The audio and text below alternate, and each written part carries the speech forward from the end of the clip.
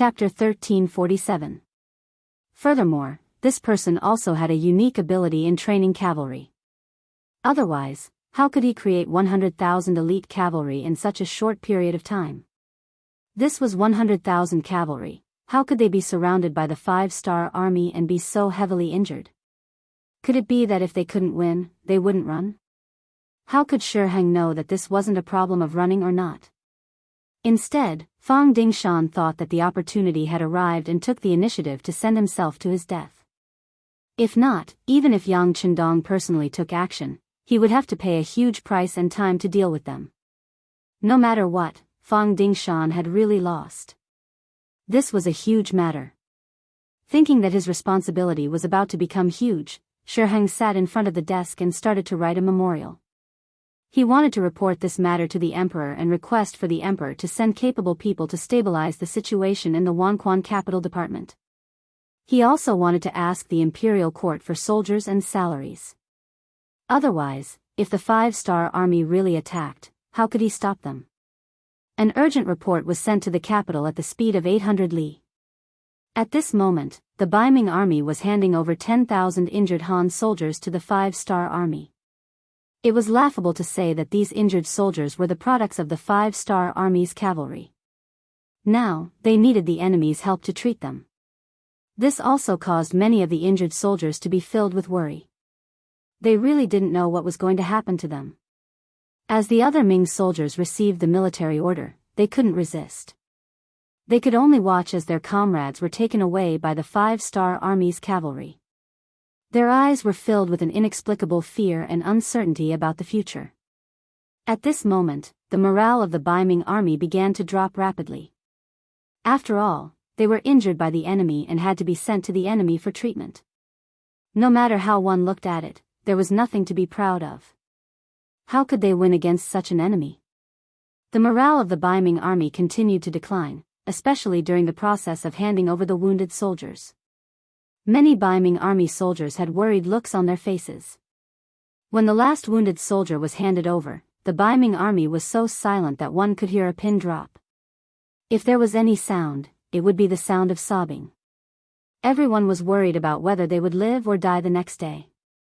It was basically impossible to rely on such an army to win a battle. But knowing this, Gao Yu was helpless. The food in the army was getting less and less, and it was a great waste to give it to the wounded. Although they had lost face and lost morale, at least they still had enough food to eat and wouldn't cause a mutiny in the army. This way, they could still live. This was undoubtedly the best news. In the 5-star army, Commander Qin Feng was responsible for receiving the wounded. 5 miles behind them, temporary military tents had been set up. From afar, the Red Cross symbols were very obvious. The logistics department had already received orders from the commander, Yang Si, to arrange for the hospital to be located here. Just treating the wounded was not enough. Yang Chendong had sent a telegram that he wanted to take down the Baiming army without shedding any blood. Receiving the wounded was just the first step, which was also the most likely thing to be done without causing a stir in the Baiming army. When the wounded were sent to the logistics hospital 5 miles behind them, the doctors and nurses who had been on standby for a long time all went out. Even the medical staff in the army almost all rushed here. There were more than 10,000 wounded soldiers. If there were not enough people, how could they treat them?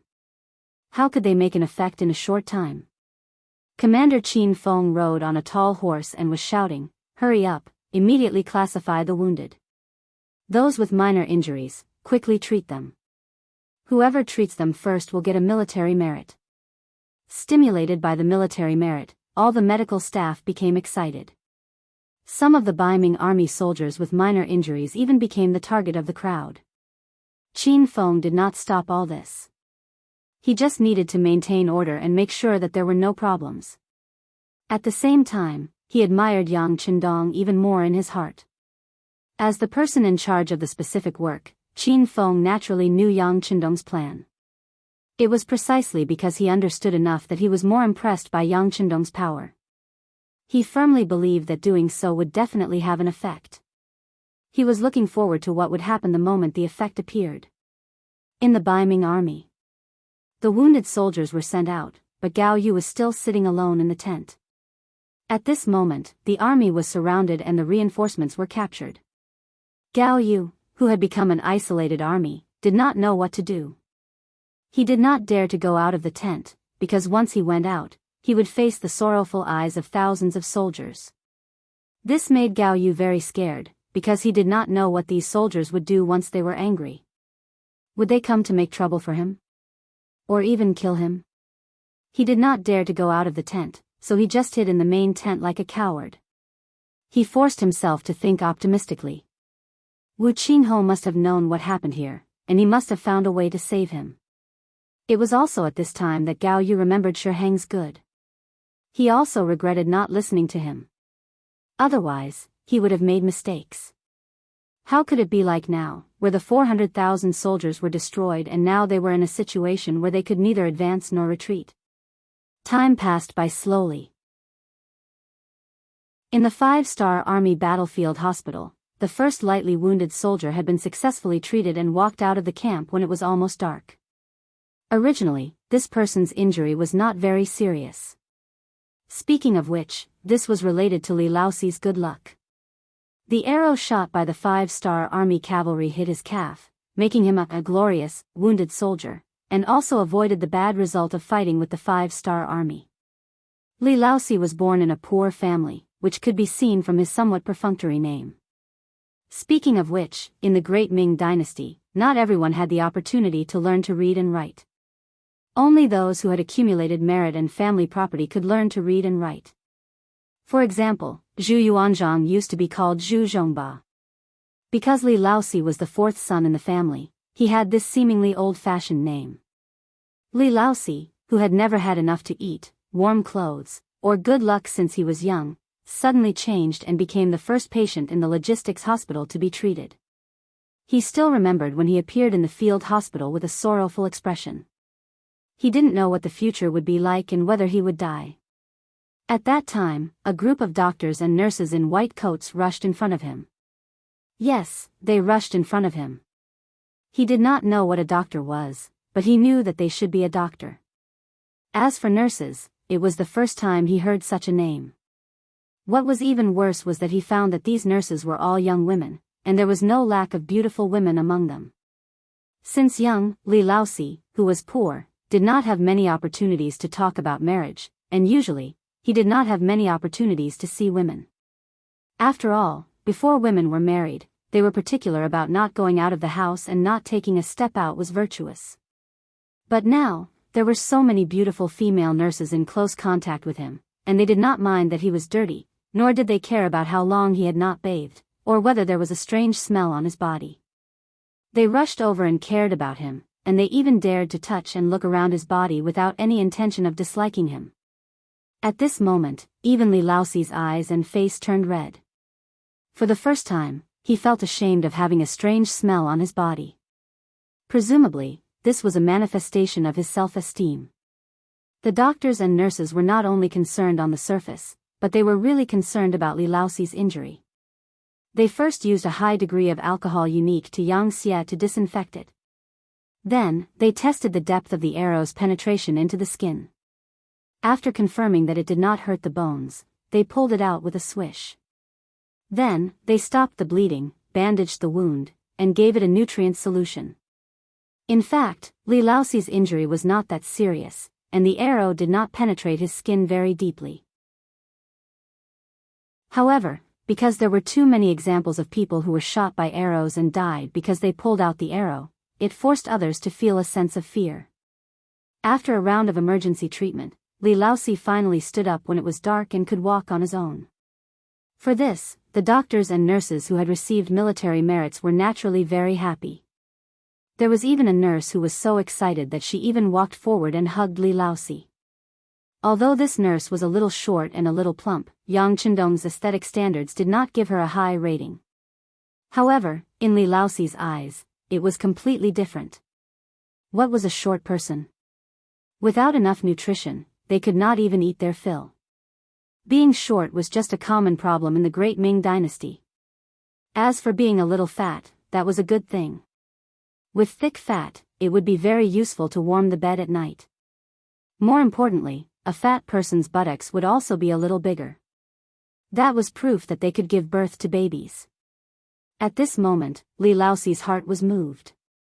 At this time, when the doctor and nurse suggested that Li Laoxi should go and see the surrounded Baiming soldiers in a fully healed state, he agreed without any hesitation. Not only that, he also decided to follow the 5-star army in the future. If there was anything that motivated him, it would be that he wanted to marry this fat nurse. He had already heard that as long as he achieved military merits in the 5-star army and became an officer of a certain rank, he could apply for marriage. He also had the qualifications to find a female soldier as his wife if both parties were in love. Although Li Laoxi did not know what it meant to be in love, he did not understand. However, he knew that he liked this female nurse, and this female nurse was not betrothed yet. All of this was enough. Li Laoxi was the first to be treated.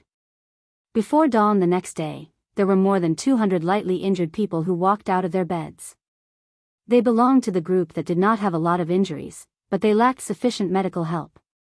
When Commander Qin Feng arrived at the hospital early in the morning and saw the more than 300 Baiming soldiers who could already move freely, his eyes lit up.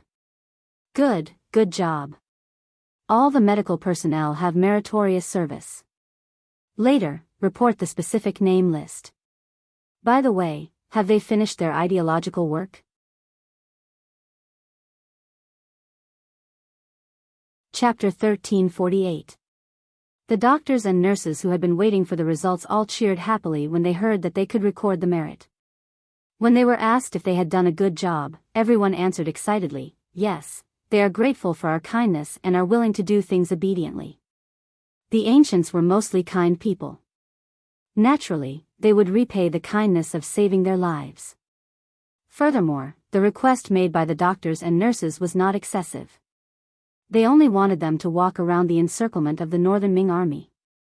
It was not dangerous or tiring, and they could even repay their benefactors for saving their lives. So, why would they not do it?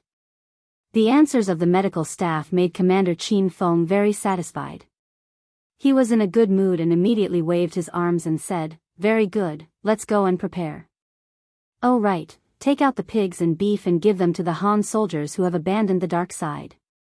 The quantity must be sufficient." Ha ha ha. Pigs were also called porpoises in the Great Ming Dynasty. They did not have much value in the past. In the end, it was because the way they were raised was not profitable and they could not be fattened. The input and output were not proportional, so naturally, they were not paid attention to. The appearance of Yang Chendong changed everything. Not long after the boars were born, he fanned them. The pigs, who had no desires, began to eat and sleep. They had no desire to pursue a life of eating and sleeping. Naturally, their bodies also began to grow. Now, pork had become one of the indispensable meat in the entire Xianxia army. Even in the first city, there were a lot of pigs. This time, a lot of them were transported to the front line. Now, it was not difficult to take out a small portion to provide for more than 300 wounded people. The more than 300 wounded people who had basically recovered had something in their hands. Some were holding a pig's trotter, some were fat pig's knuckle, and some were holding delicious beef.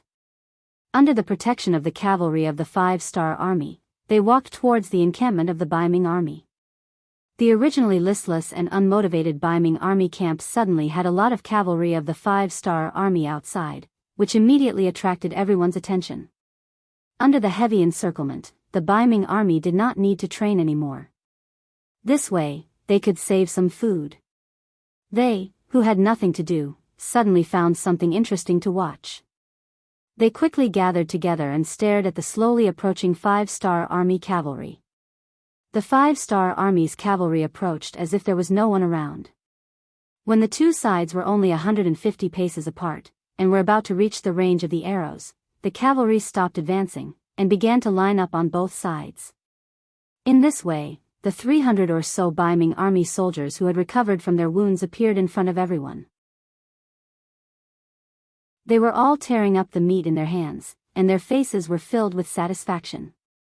This sudden scene naturally aroused the curiosity of the Baiming soldiers. They didn't know what the 5-star army was up to, so they just watched with wide eyes. But as he watched, he suddenly heard a shout. Hey, isn't that Jianghu? Wasn't his arm injured? That arrow was still stuck in his arm yesterday.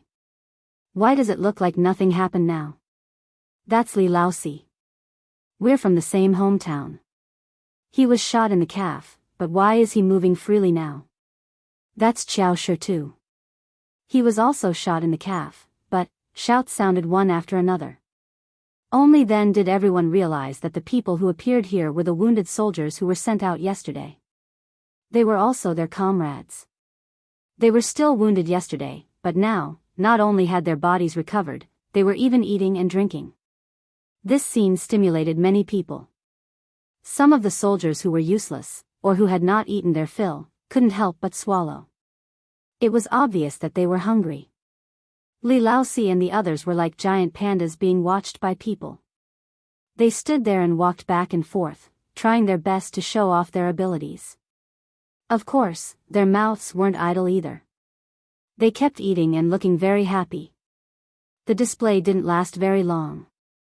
In less than an hour, the 5-star army cavalry retreated with the 300 or so Baiming prisoners. They didn't speak on the way here, but when they left, they shouted, "If there are any more wounded soldiers, our 5-star army will continue to receive them." The 5-star army finally left. The remaining Baiming army soldiers looked at each other. They didn't know what to do. If they didn't fight, where would the wounded soldiers come from? Were these words passed down wrongly? However, there were also some astute people. After their eyes kept rolling, a ruthless look flashed past, as if they had made some kind of decision. Not long after, more than an hour, many wounded soldiers suddenly appeared in the barracks. They had some knife wounds on their arms or legs. In their own words, they accidentally injured themselves when they were training hard. In order to save food, Gao Yu had already ordered that there was no need to train. However, there were still people who took the initiative to train and got injured. Even the slowest person would know what had happened. How could it be an accident? It was clearly intentional. It was hard for these people. In order to pretend to be wounded soldiers, they were so ruthless that they used their own bodies to cut themselves. At the same time, some ruthless soldiers followed suit. The number of wounded soldiers in the Baiming army began to increase. Before noon, there were more than 10,000 wounded soldiers, and this number was still increasing. When the results were reported to Gao Yu in the main tent, he only blinked a few times and knew what had happened. Although he didn't step out of the tent, as an embroidered uniform guard, he still placed a lot of spies outside to ensure that he would know immediately if something important happened. Of the wounded soldiers who were sent away yesterday, more than 300 of them were healed today. Of course, he knew about this. He had also lamented the strength of the 5-star army's logistical support. At least in this aspect, the Baiming army couldn't do it. However, it was just a sigh. In Gao Yu's eyes, the thing that the great Ming dynasty didn't lack the least was people. Especially after Ren Xuanji's rule, the great Ming dynasty's population had nearly doubled. In the eyes of the officials, people were the most worthless existence. The 5-star army expended a lot of effort to heal the wounded. This was a waste of resources, and it must have cost a lot. With this money, wouldn't it be better to build a new army? With this mentality, Gao Yu didn't take this matter to heart. It wasn't until he heard the report that there were more than 10,000 wounded soldiers in the army, and the number was still increasing, that his face changed greatly. Gao Yu wasn't a brainless person. On the contrary, his thoughts were very active, and he quickly figured out the truth of the matter. It was because of this that he was very angry. In order to openly surrender to the 5-star army, these soldiers actually had the courage to harm themselves. At this time, Gao Yu wanted to give the order to not send the wounded soldiers to the 5-star army's barracks. He wanted to see these soldiers fall into a trap of their own making. However, he quickly shook his head. At this time, it was easy to neglect, but not easy to stop. Otherwise, a mutiny in the army would be unavoidable. Thinking that there wasn't much food left in the army, it would be better to send these soldiers who didn't have any integrity out. They could save a lot of food. Thus, he simply waved his pen and agreed to send these wounded soldiers to the 5-star Army's barracks. At night, more than 18,000 Baiming soldiers with all kinds of minor injuries were sent back to the barracks by the 5-star Army's cavalry. When the other Baiming army soldiers saw this scene, they fell into deep thought. As a result, on that night, more than 70,000 wounded soldiers were sent back to the barracks.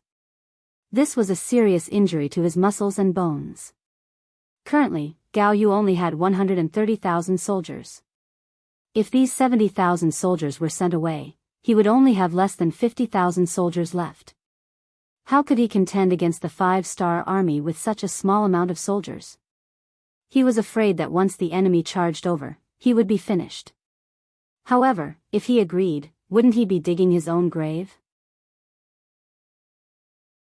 If he didn't agree, he was afraid of a mutiny in the army.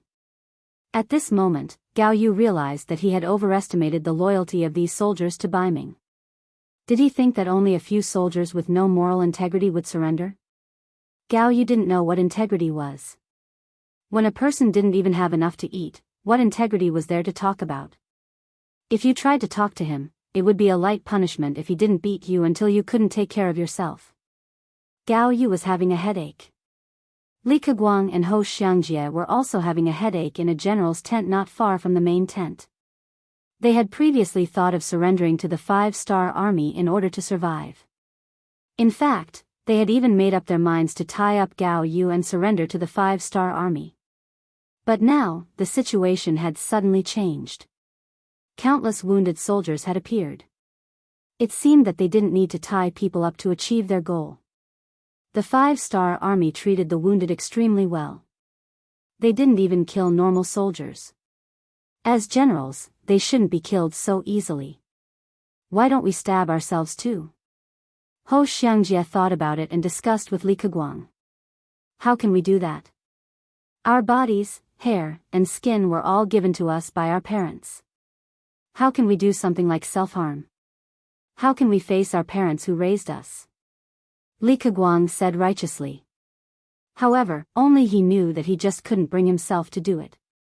Ho Xianxia was reprimanded and his face was a little red. How could he bring himself to do it? He just couldn't think of a way, so he gave it a try. Then, what should we do? There are more than 70,000 wounded soldiers.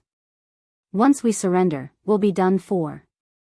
Without an army, even if we're captured by the 5-star army in the end, we won't have any merits. No merits? This answer made Li Keguang very unhappy. He shook his head. No, we're generals. How can we be the same as other people?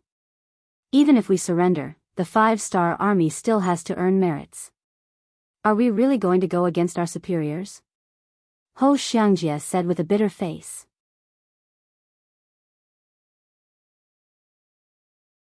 Chapter 1349. When Li Keguang heard that they were going against their superiors, a trace of hesitation appeared in his eyes.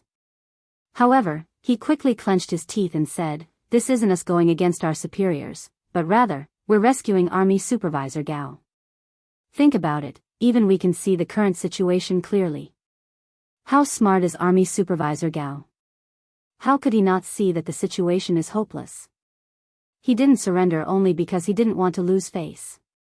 Since that's the case, why don't we fulfill his wish?" Fulfill his wish? Ho Xianxia had already thought of a certain possibility. Yes, fulfill his wish. How about this, we'll go find the other generals and say that Army Supervisor Gao doesn't agree to send these 70,000 wounded out. He wants to fight to the death with the 5-star army. That way, they'll definitely listen to us. You and I can bring over 100,000 people to surrender to the 5-star army. It'll definitely be a great merit. Li Keguang said as if he had made some sort of decision. Since they wanted to make a contribution, they had to make ample preparations and succeed in one strike. Li Keguang had clearly made enough preparations and thought about a lot of things. Ho Xianxia, who had always followed Li Keguang's lead, knew that he didn't have a choice. Moreover, he also had the same thoughts. He immediately nodded heavily. "All right, I fully support Brother Li. I'll do whatever you say." Then let's gather the generals. Li Keguang's eyes carried a trace of ferocity. In order to survive, in order to make a contribution, he had made up his mind. Not far away in the tent, Gao Yu was still having a headache. The changes in the army were beyond his expectations. He was somewhat at a loss. Who knew if more wounded people would appear tomorrow after handing over these 70,000 people? If they all surrendered, he would become a general without an army. Then, what was the point of holding on? Just as he was feeling conflicted, a burst of noise suddenly came from outside the tent. This made Gao Yu, who was already in a bad mood, couldn't help but shout loudly, "Who's making a racket outside the tent?" Gao Yu was the army supervisor and now the highest-ranking general in the army. When he was angry, he still had some dignity. However, this time, he had clearly miscalculated because the tent's curtain had already been lifted from the outside. Then, armored Li Keguang, Wuxia Xianxia, and the others appeared in front of him with blades. Looking at the military uniforms in his hands, Gao Yu was still somewhat puzzled. What were they trying to do? Was there going to be a big war? Why was his commander completely unaware of this? While he was in a daze, Li Keguang suddenly pointed at him and said, "Come on, tie him up." As soon as he finished speaking, 4 big men rushed forward. Before Gao Yu could resist, they had already held him down and put him on the rope. Gao Yu was also a martial artist, so it was not easy for him to be restrained so easily. However, the person who came was too fast. When he was tied up, he was still a mess. Only when he felt that his arm could no longer move did he remember something. He shouted, "Li Keguang, you dare to rebel? Do you want to be exterminated? All right, Inspector Gao, you don't have to shout anymore. As the saying goes, a wise man submits to circumstances. This general brought everyone here to save you. Now, shut his mouth. We'll talk about it again when he thinks clearly." Of course, Li Keguang was afraid that his family would be exterminated. However, this time, he had already convinced the generals. Everyone made the decision together and even signed their names. With this evidence, even if the imperial court questioned them, everyone's words and deeds would be the same. Then, when the imperial court found out about this matter, would they punish everyone? Would the imperial court do this? In Li Keguang's opinion, they would not. Now, the imperial court was in need of people. If they really did this, it would only disappoint the generals. What's more, the Li family had some influence. Together with the other generals, they weren't an existence that could be bullied by anyone. Of course, after surrendering to the 5-star army, Li Keguang also had to rely on Bugnam of Gojoseon's help to intercede. With this two-pronged approach, he was naturally relieved. Gao Yu was tied up tightly. That night, there were many more people on night duty in the Baiming army camp. At dawn, a fast horse left the camp, carrying the integrity and request of Li Keguang and others, and went straight to the 5-star army. Gao Yu was actually arrested. After Qin Feng saw the letter sent by the Baiming messenger, he was somewhat surprised. However, after thinking about it carefully, everything was reasonable. Surrendering was, of course, a good thing. However, Li Keguang and others also made their own request. That was, they wanted Bugnam of Gojoseon to intercede in front of the Baiming emperor for them. At least, they would not make things difficult for their families. Regarding this, Qin Feng did not dare to make a decision on his own. He immediately asked the messenger to wait for a moment. He used the radio to ask for instructions from Yang Chendong. Not long after, the message came back. Yang Chendong agreed to these people's request. He would also write a letter to the Baiming emperor to intercede for Li Keguang, Wuxia Xianxia, and other family members. As a defeated general, Zhu Qiyu would definitely not ignore the importance of this letter. Yang Chendong firmly believed in this point. After the messenger got a positive answer, he returned to the camp with joy. At this point, the last Baiming army on the grassland had all surrendered. In this battle, except for 10,000 people who escaped from the Baiming army, the rest of the 400,000 people were all killed or captured. In comparison, Baiming's military strength fell into a disadvantage. Yang Qindong returned triumphantly with 2,000 black cavalry and came to the first city. In the palace of the first city, Yang Qindong first met with a group of generals and praised their performance. Then, those who should perform meritorious deeds should perform meritorious deeds, and those who should be rewarded should be rewarded. After the generals retreated, Yu Mian, the lord of the first city, stood in front of Yang Qindong. Next to him was Tiger's Mane, the commander of the new army, and Yang Si, the commander of the logistics command. "You've worked hard," Yang Qindong said with a satisfied expression as he looked at these three trusted subordinates. "Young master, sixth young master, has worked hard." The three of them did not dare to claim credit and quickly replied respectfully. "All right, we're not outsiders, so let's be casual. Now on this grassland, there's no Baiming army coming to cause trouble, and there's no Walla and Tartars harassment. Next, it's a period of great development. Are you ready?" Yang Qindong asked with bright eyes. "Sixth young master, as you said, everything is ready," Yu Mian replied with cupped fists. Yang Si, who was at the side, also had an excited look on his face. "Young master, the people are in place and the tools are ready.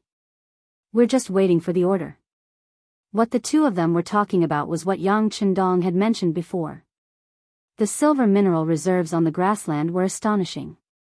In the future, the Mongol Empire had benefited a lot from this place. Now that they had not appeared, and it was impossible for them to appear, these benefits naturally belonged to Yangxia. Just in this area alone, in terms of copper mines, in the future, it was known as China's 6 great copper veins. Its reserves and quality were the best in the world. In the Great Ming Dynasty, almost all of the Great Ming Dynasty's copper veins were in the hands of the imperial court. Yangxia tried his best, but it was difficult to obtain them. But now, it was different. Occupying this place was equivalent to having more mines. Not only that, but there were also large amounts of lead, zinc, cobalt, gold, and silver mines. This was a huge treasure trove. Yang Qindong didn't dare to do it before because there were too many uncertainties. If he couldn't guarantee safety, once the enemy appeared during the mining process, wouldn't he be making a wedding dress for others? Now that Baiming's army had been defeated, there were no other decent enemies here. The matter of mining could finally be brought up to his daily work. "Good, I'll leave this matter to the three of you. Just follow the map. Believe in this prince, the results will definitely surprise you." Yang Qindong laughed loudly. After finishing this important matter, Yang Qindong talked about the Southern Ming Dynasty. "We have won this battle. The request we made before will not change. 1 million people of the Great Ming Dynasty must be sent over. Then, you can choose a few suitable people and send them to Crimson City. Also, there is no need to return these hundreds of thousands of Baiming prisoners. If they must, Gao Yu and a few other generals can be sent back, but not a single soldier. Understand?" This was Yang Qindong's arrangement for returning to Crimson City. Speaking of which, it had been more than 2 years since he left Crimson City. His wife and children were there, as well as many developing munitions factories. There were also too many things that he needed to worry about, so he had to go back. Tiger's Man and the other two naturally knew that the sixth young master was going back to Crimson City. Such military secrets would not be hidden from them. The three immediately knelt down and kowtowed. "I wish the young master a safe journey and good health." Good, I'll take advantage of your auspicious words. I'll leave the matters here to you." After laughing loudly, Yang Qindong immediately let Beta Persei attend the banquet. For a moment, the guests and the host were happy. On the morning of the third day, Yang Qindong left the first city with 2,000 black cavalry and headed towards the 3 eastern provinces. Baiming's capital. In the throne room, there was a solemn atmosphere. A memorial was scattered on the ground, and the words written on it were floating everywhere. All the officials did not even dare to breathe loudly. Zhu Qiyu was really angry. Although he was able to obtain the throne, it was inseparable from the support of all the officials. However, the battle report sent by Marquis Shiheng had angered him. At this moment, he was standing in front of the golden dragon throne with his hands on his waist. He looked like a shrew who was cursing in the street. The battle report was sent by Shiheng. It was about the defeat of the Baiming army after they left Toulouse city. Even though the situation regarding the aftermath hadn't arrived yet, just the news that the 5-star army was attacking Toulouse city and that the city was already in danger was enough to make Zhu Qiyu's rage overflow to the heavens. Everyone knew that once Toulouse city was lost, the 400,000 soldiers of northern Ming would be like children without a mother. Unless they could take down Shi city, the 400,000 soldiers would not be able to return due to the lack of rations. All the ministers in the hall who had some brains naturally saw this. It was precisely because of this that no one dared to speak out.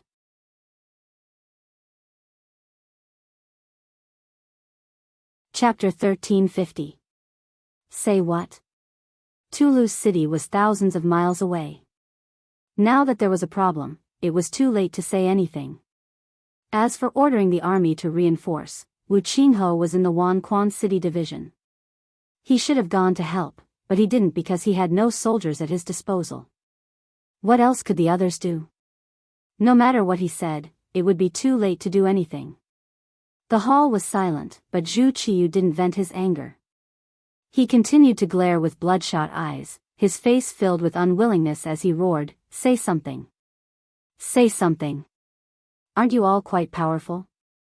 The words of the Holy Sun come out of your mouth. Now that the country is in trouble, is there anyone who can share our burden?" The hall was still silent. This was war, and people would die. It wasn't some ordinary task. If they couldn't do it well, they could think of a way to make up for it, or even find an excuse to make someone else take the blame. But on the battlefield, if they lost, they would be captured if they didn't die. How could there be room for excuses? Who wasn't afraid of death? This was especially true for the ministers who were used to the emperor's grace. They lived in luxury every day, only wishing that their days would be a bit slower. Who would take the initiative to seek death? The civil officials didn't say anything, and the generals were the same. No matter how powerful a general was, in the face of such a decline, what could they do? War required planning, which involved mobilizing troops, provisions, supplies, and familiarizing oneself with the situation of the army. Only then could one calmly make arrangements. But the attack on Toulouse city was an unexpected situation. Who could turn the tide in such a short time? Not to mention that the generals had already been suppressed by the civil officials and lacked courage. Even if they had the ability, by the time they gathered the army and rushed to Toulouse city, the city would have been occupied by the 5-star army. They had already suffered defeat before the battle had even begun. How many people could bear the consequences? If they didn't go to war, they would only be cursed for being useless. Once they stepped forward to lead the army, they would undoubtedly be defeated. When the time came, not only would they have to bear the responsibility and be cursed, but it was also possible that their family would be exterminated. If that really happened, they would be the true sinners of their families. Everyone had their own thoughts, and no one had the courage to stand out. Zhu Qiyu, who was standing in front of the golden dragon throne, was deeply disappointed. Looking at these people who usually shouted, "Long live the emperor," and claimed that they were willing to die 10,000 deaths for the emperor, at this moment, they had all become mutes and decorations. That deep sense of disappointment made him feel as if a knife was being twisted in his heart. Xiao Chen wanted to continue cursing, but after thinking about it, there was no point in doing so. He turned his head to the chief eunuch, Jining, and said, "Let's end the court session. The officials of the 6 ministries will stay. Court is dismissed." Jining, who was also pale with fright, hurriedly nodded as if she had heard the voice of heaven. Then, she announced the end of the court session. Soon, only the ministers of the 6 ministries were left in the originally crowded hall. Ever since the Great Ming Dynasty was divided into the north and the south, Zhu Qiyu, the acting Grand Master, abandoned the cabinet and directly handed over the specific matters to the 6 ministries' ministers, letting them be responsible for themselves. By doing so, he could naturally concentrate all the power on himself, but it was really tiring. Usually, he had to read memorials until midnight every day. Usually, after resting for more than 2 hours, the sky would brighten and it would be time for morning court. For the sake of the great Ming dynasty's revitalization, Zhu Qiyu suffered all the hardships. However, the effect was not obvious. Although it seemed that he had the support of the Zhu family's bank, and now had money and soldiers, he would always suffer a great loss whenever he faced the 5-star army. Previously, it was still okay, and the loss of soldiers and generals was within an acceptable range. However, this time, it involved an army of 400,000. His heart really ached. At this moment, the ministers of the 6 ministries were standing below the throne room. Each of them had their heads lowered like primary school students who had made a mistake. Zhu Qiyu looked down at the 6 ministries' ministers. His mood was not very good. Especially when his gaze landed on the Minister of Rights, Hu Shao. A wave of anger rose from the bottom of his heart. This person had married his granddaughter to Yang Chendong. If someone said that such a person could be loyal to him, he definitely would not believe it. However, as the oldest official in the court, Hu Shao could be said to have done things flawlessly. In addition, he had always been very popular, so it was not easy to find fault with him. Of course, he was just a minister. It was not difficult for Zhu Qiyu, who already had all the power in his hands, to remove him. However, he was worried. He was worried that if he suddenly stabbed Hu Shao, it would incur the wrath of Yang Chendong. Although the 5-star army was strong, looking at its history, they had never found trouble with Baiming. On the contrary, it was always him who took the initiative to provoke them. Could it be that the 5-star army did not have the strength to do so? Zhu Qiyu did not think so. The reason why the other party did not make a move was because he had too many misgivings. For example, the members of the Yang family. Yang Chendong's brothers and sisters were all in the capital. Also, wasn't this Hu Shao an existence that he was afraid of? As an emperor, he could not let his emotions affect his decisions. He had to consider all the relationships and take the big picture into consideration. Take this Hu Shao for example. Although Zhu Qiyu knew that he could not sincerely use him, given that he had not done anything to harm Baiming's interests, Zhu Qiyu could only tolerate him for now. Fortunately, as the countries around Baiming were all under Yang Chendong's control, the Bureau of Rights was of little use. Whether or not it was there was not much difference. Zhu Qiyu lightly coughed and turned his attention to the other ministers. Sweeping his gaze around, he said, "My beloved subjects, it is time for everyone to come up with a plan for how to deal with the siege of Talis City."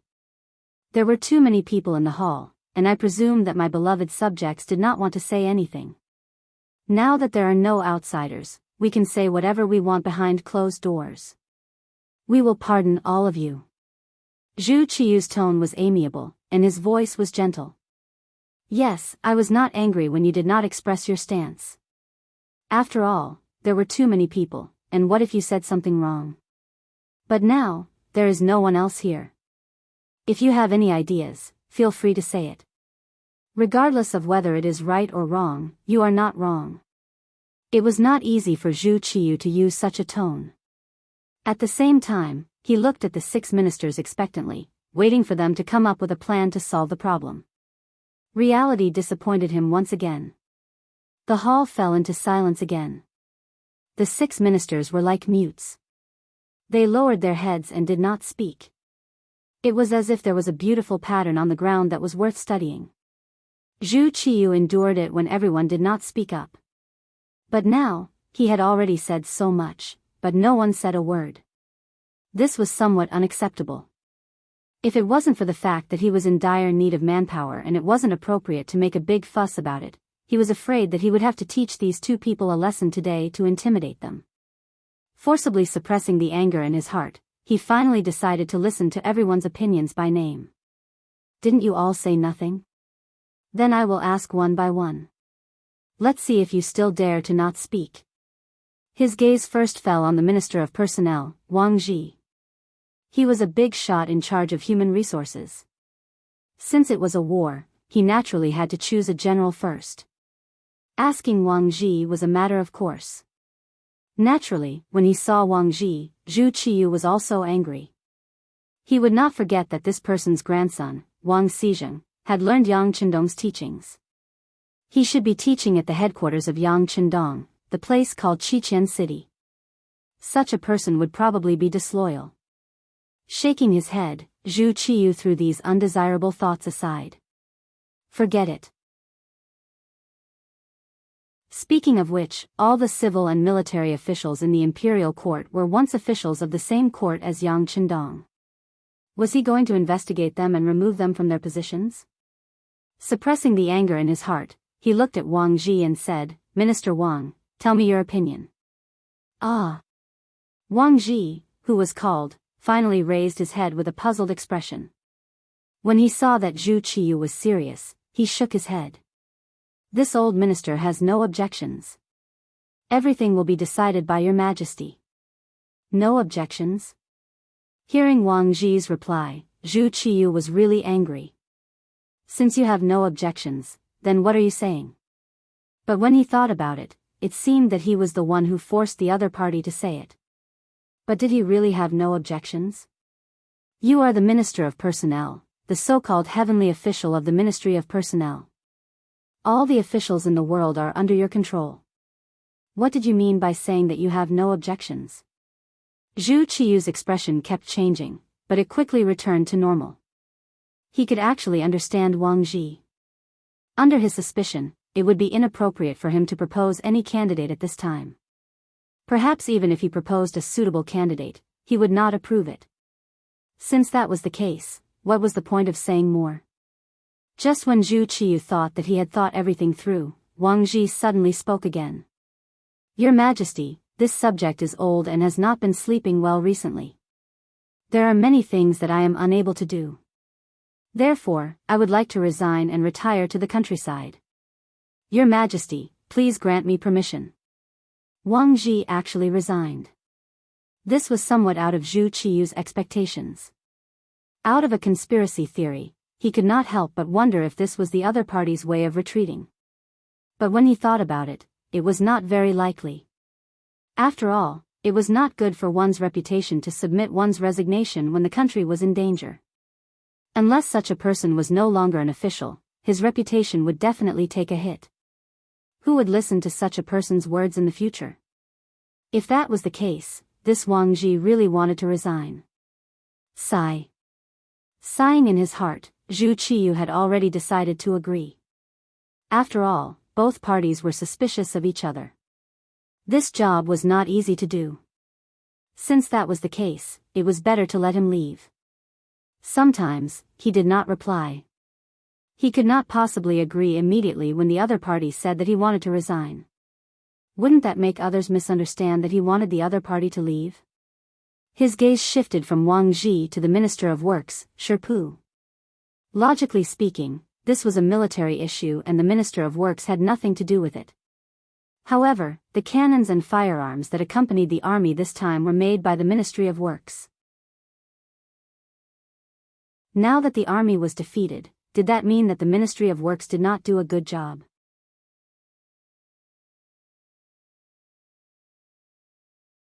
Chapter 1351. When Sherpu's name was called, he immediately knelt on the ground. Your Majesty, this old subject is guilty. This old subject deserves 10,000 deaths. Zhu Qiyu frowned when he didn't even say anything. Why did Sherpu have such an attitude? Zhu Qiyu frowned, but the other party quickly gave him an answer. Your Majesty, a 5-star military fire weapon is so powerful that it's not something we can compare with. In terms of firearms alone, we're not their match at all.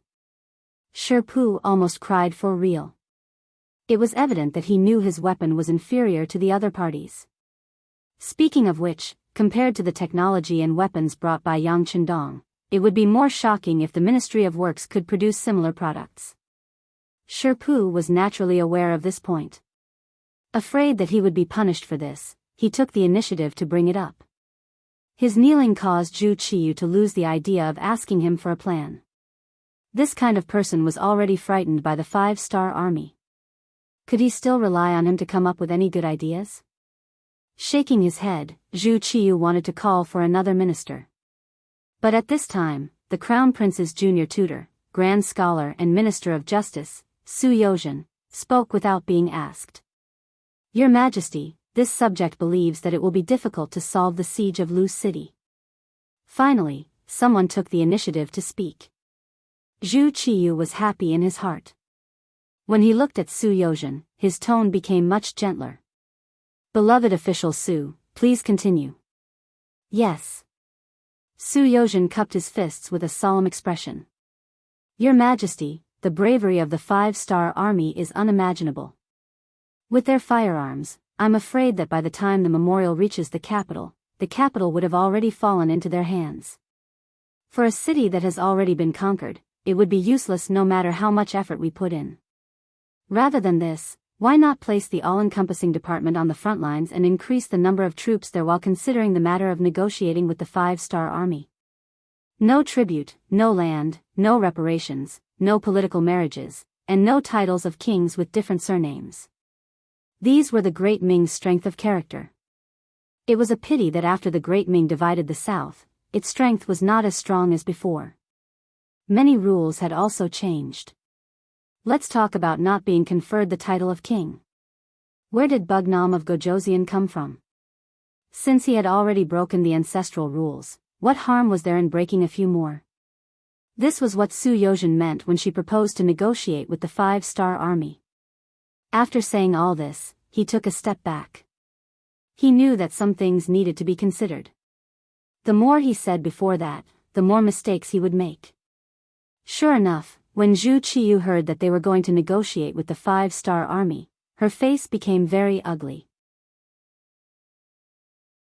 An ominous glint flashed in his eyes, representing the anger in his heart. As the saying goes, if the monarch is humiliated, his subjects will die. However, when he looked at the other 5 ministers, their expressions didn't change at all. It was as if Su Yozhen's words were nothing out of the ordinary. The hall fell into silence once more, and only the sound of Zhu Qiyu's heavy breathing could be heard. Zhu Qiyu was originally an ambitious emperor. Ever since he took the position, he had been diligent in government affairs. It could be seen from the fact that he had less than 6 hours of rest every day. Unfortunately, one of the biggest lies in the world was that if you worked hard, you would succeed. This was because many people were indeed very capable, but they always lacked a bit of luck or talent. In the end, their wishes didn't come true. Zhu Qiyu belonged to the type of people who were very unlucky. Not to mention that in history, he was overturned by Zhu Qizhen.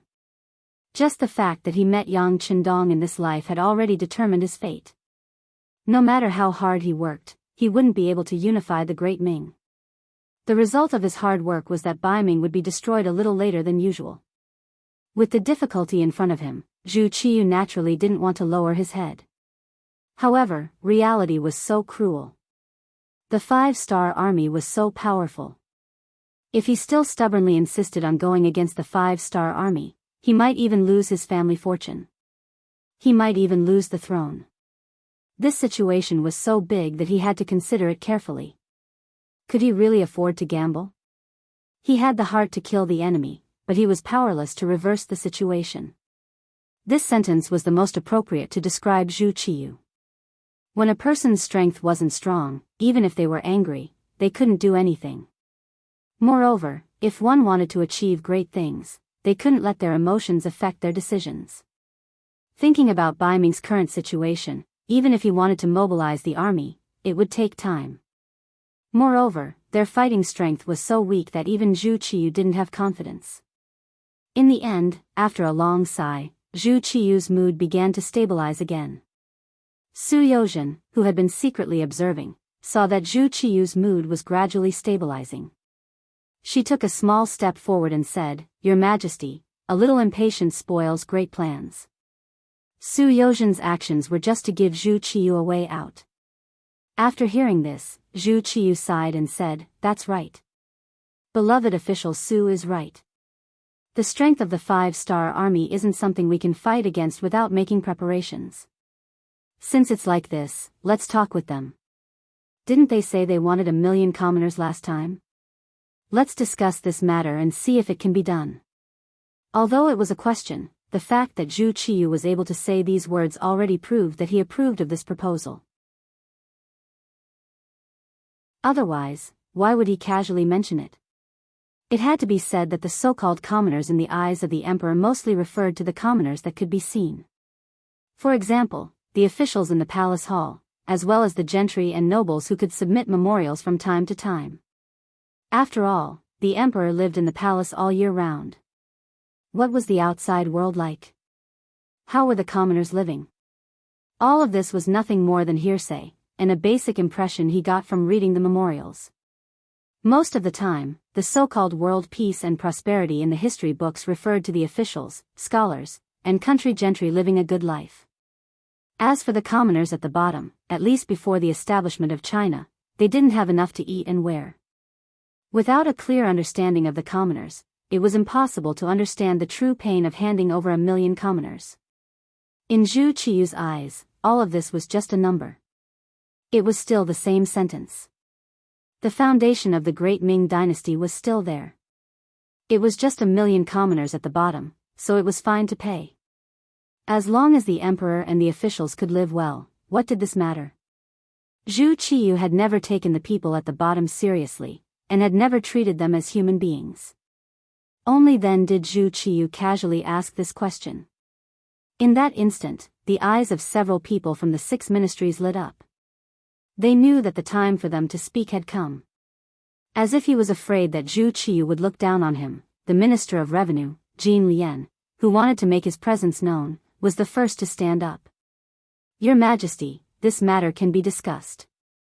However, the topic needs to be changed. This isn't because we fear Bugnam of Gojoseon and want to give them 1 million commoners.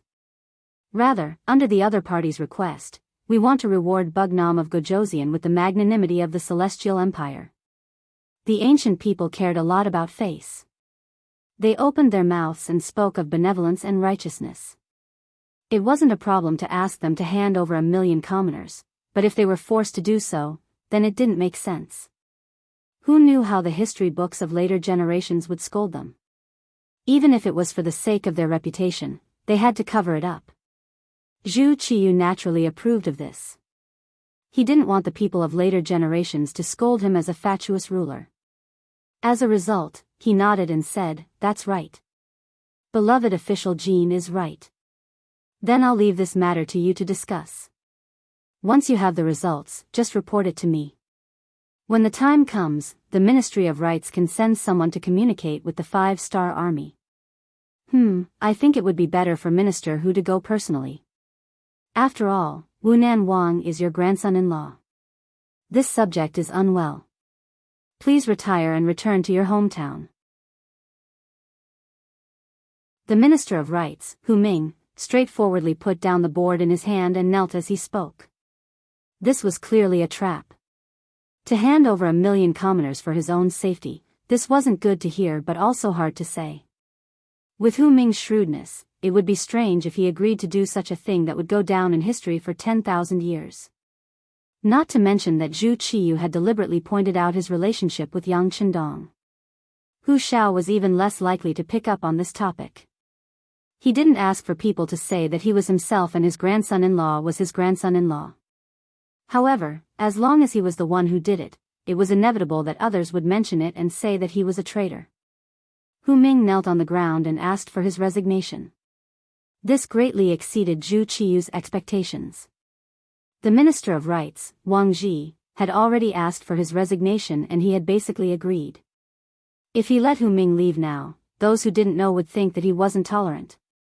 He was venting his anger on his subordinates because they had lost a battle. Zhu Qiyu was someone who cared about his reputation. His face immediately darkened and he wanted to curse. However, he knew that his deterrence towards Hu Ming was too little. He couldn't casually take him down and anger Yang Qindong, but he also couldn't remove him from his position and make Bugnam of Gojoseon think too much. After realizing his helplessness, Zhu Qiyu could only shake his head with an ugly expression. Since beloved official whose health isn't good, you should rest at home for a while. You are a pillar of the country and cannot be left out.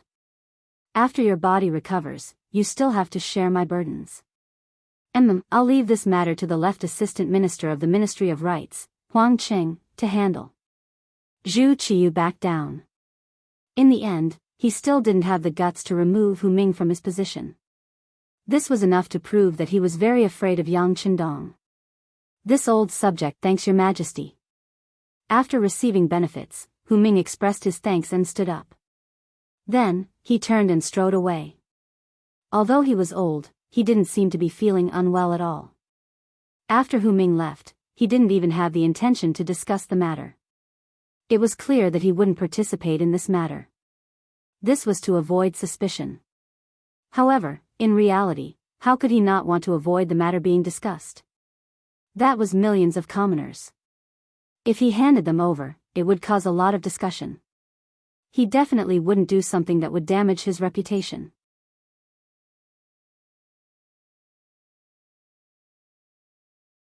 Chapter 1352. As soon as Hu Shao left, Wang Ji also strode after him. He had just asked to resign, and from the looks of it, Zhu Qiyu had already agreed. Right now, he only needed to go home and prepare his things. He would not step into this trap. The remaining 4 ministers looked at each other, but in the end, they did not say anything. Since they did not have the courage to resign, they had to face some things that they had to face. Zhu Qiyu left the 6 ministers behind. That night, the news reached the ears of the ministers. In accordance with Bugnam of Gojoseon's wishes, Bai Ming wanted to negotiate with him. At the same time, the news of Hu Shao recuperating at home and Wang Ji resigning also spread.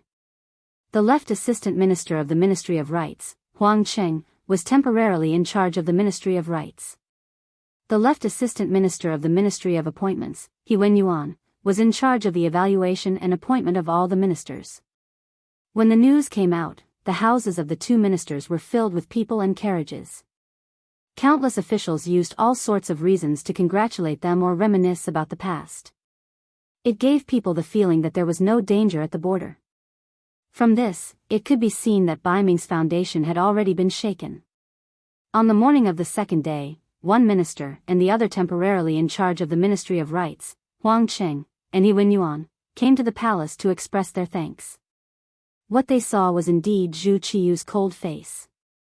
It was because the embroidered uniform guards had sent over information. According to them, Bai Ming's 400,000 soldiers were in danger. Even the 100,000 Liaodong cavalry led by Fang Dingshan had been injured by the 5-star army. They had either been killed or captured. This was like a bolt from the blue that smashed into Zhu Qiyu's head, completely destroying his dreams. At the same time, it was like a heavy stone had smashed into the heads of the ministers, making them recognize reality. The 5-star army is actually this powerful? After the Minister of War, Yi Ming, heard the news, he stood in place as if he had been petrified. A newly appointed minister, a minister in charge of carrying out the duties of a minister, had encountered such a thing on his first day. His expression was also extremely ugly. They did not even have time to flatter the emperor. Instead, they discussed the matter of negotiating with the 5-star army with the other 4 ministers. This time, there was also the imperial censor of the left, Chen Yi.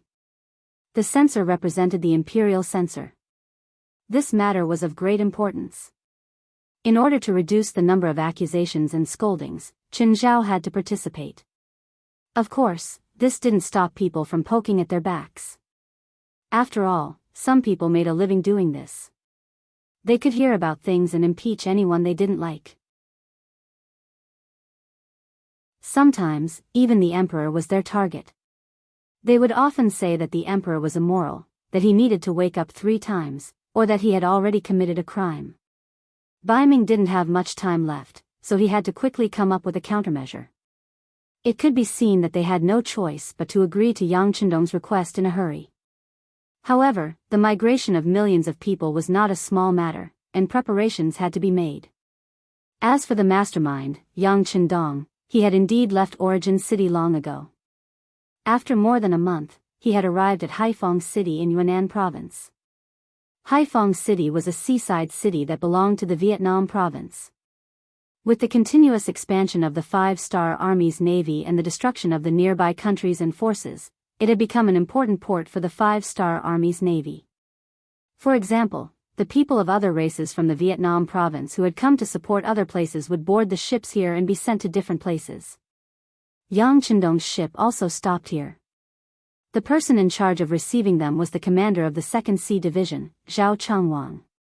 This time, they stopped at Haiphong City to replenish their food supplies. Unexpectedly, after the ship stopped, Yang Chendong disembarked with 500 black cavalry soldiers. He said that he wanted to investigate the situation of the people. Over the years, Yang Chendong's main focus was on expanding the territory. He only had a simple understanding of the destroyed countries and occupied territories from some memorials and local reports. Without investigation, there was no right to speak. It wasn't that Yang Chendong didn't trust his officials, but he was worried about the situation below. Sometimes, even the officials he appointed would be fooled by the people below. Wasn't there a saying among the people? The king of hell was easy to see, but the little devils were hard to deal with. Often, the performance of the lowest level officials was the most important thing to the lives of the people. He didn't say anything to anyone. Even Zhao Changwang left with the main ship under his orders. Only Shen Xing was left with the ship at the port, ready to set off at any time. Yang Chendong, on the other hand, changed into a set of green robes. He brought the Black Rider Dragon Guards, who were also wearing commoner clothes, ashore and headed towards the nearby fields. Haiphong City was under the jurisdiction of Chu Yi City, and Yang Chendong placed the first target of his investigation here. In a restaurant on Dong and Street in the city, Yang Chendong found a seat by the window. The restaurant's location was not bad, and the view was good. More importantly, it was very lively, and there were all kinds of people. Often, it was this kind of person's personal attitude expressed by their words and actions that was the most authentic. He ordered a pot of wine, 1 meat and 1 vegetable. On his left was Beta Persei, and on his right was Chiu Vi. Yang Chendong sat there and listened to the discussions of the people at the next table with great interest. Because of Yang Bao, the people of the country were no longer ignorant people who only looked up at the sky and looked down at the ground. They had a better understanding of the outside world, and they had begun to learn how to discuss national affairs. This was just like the capital of the future.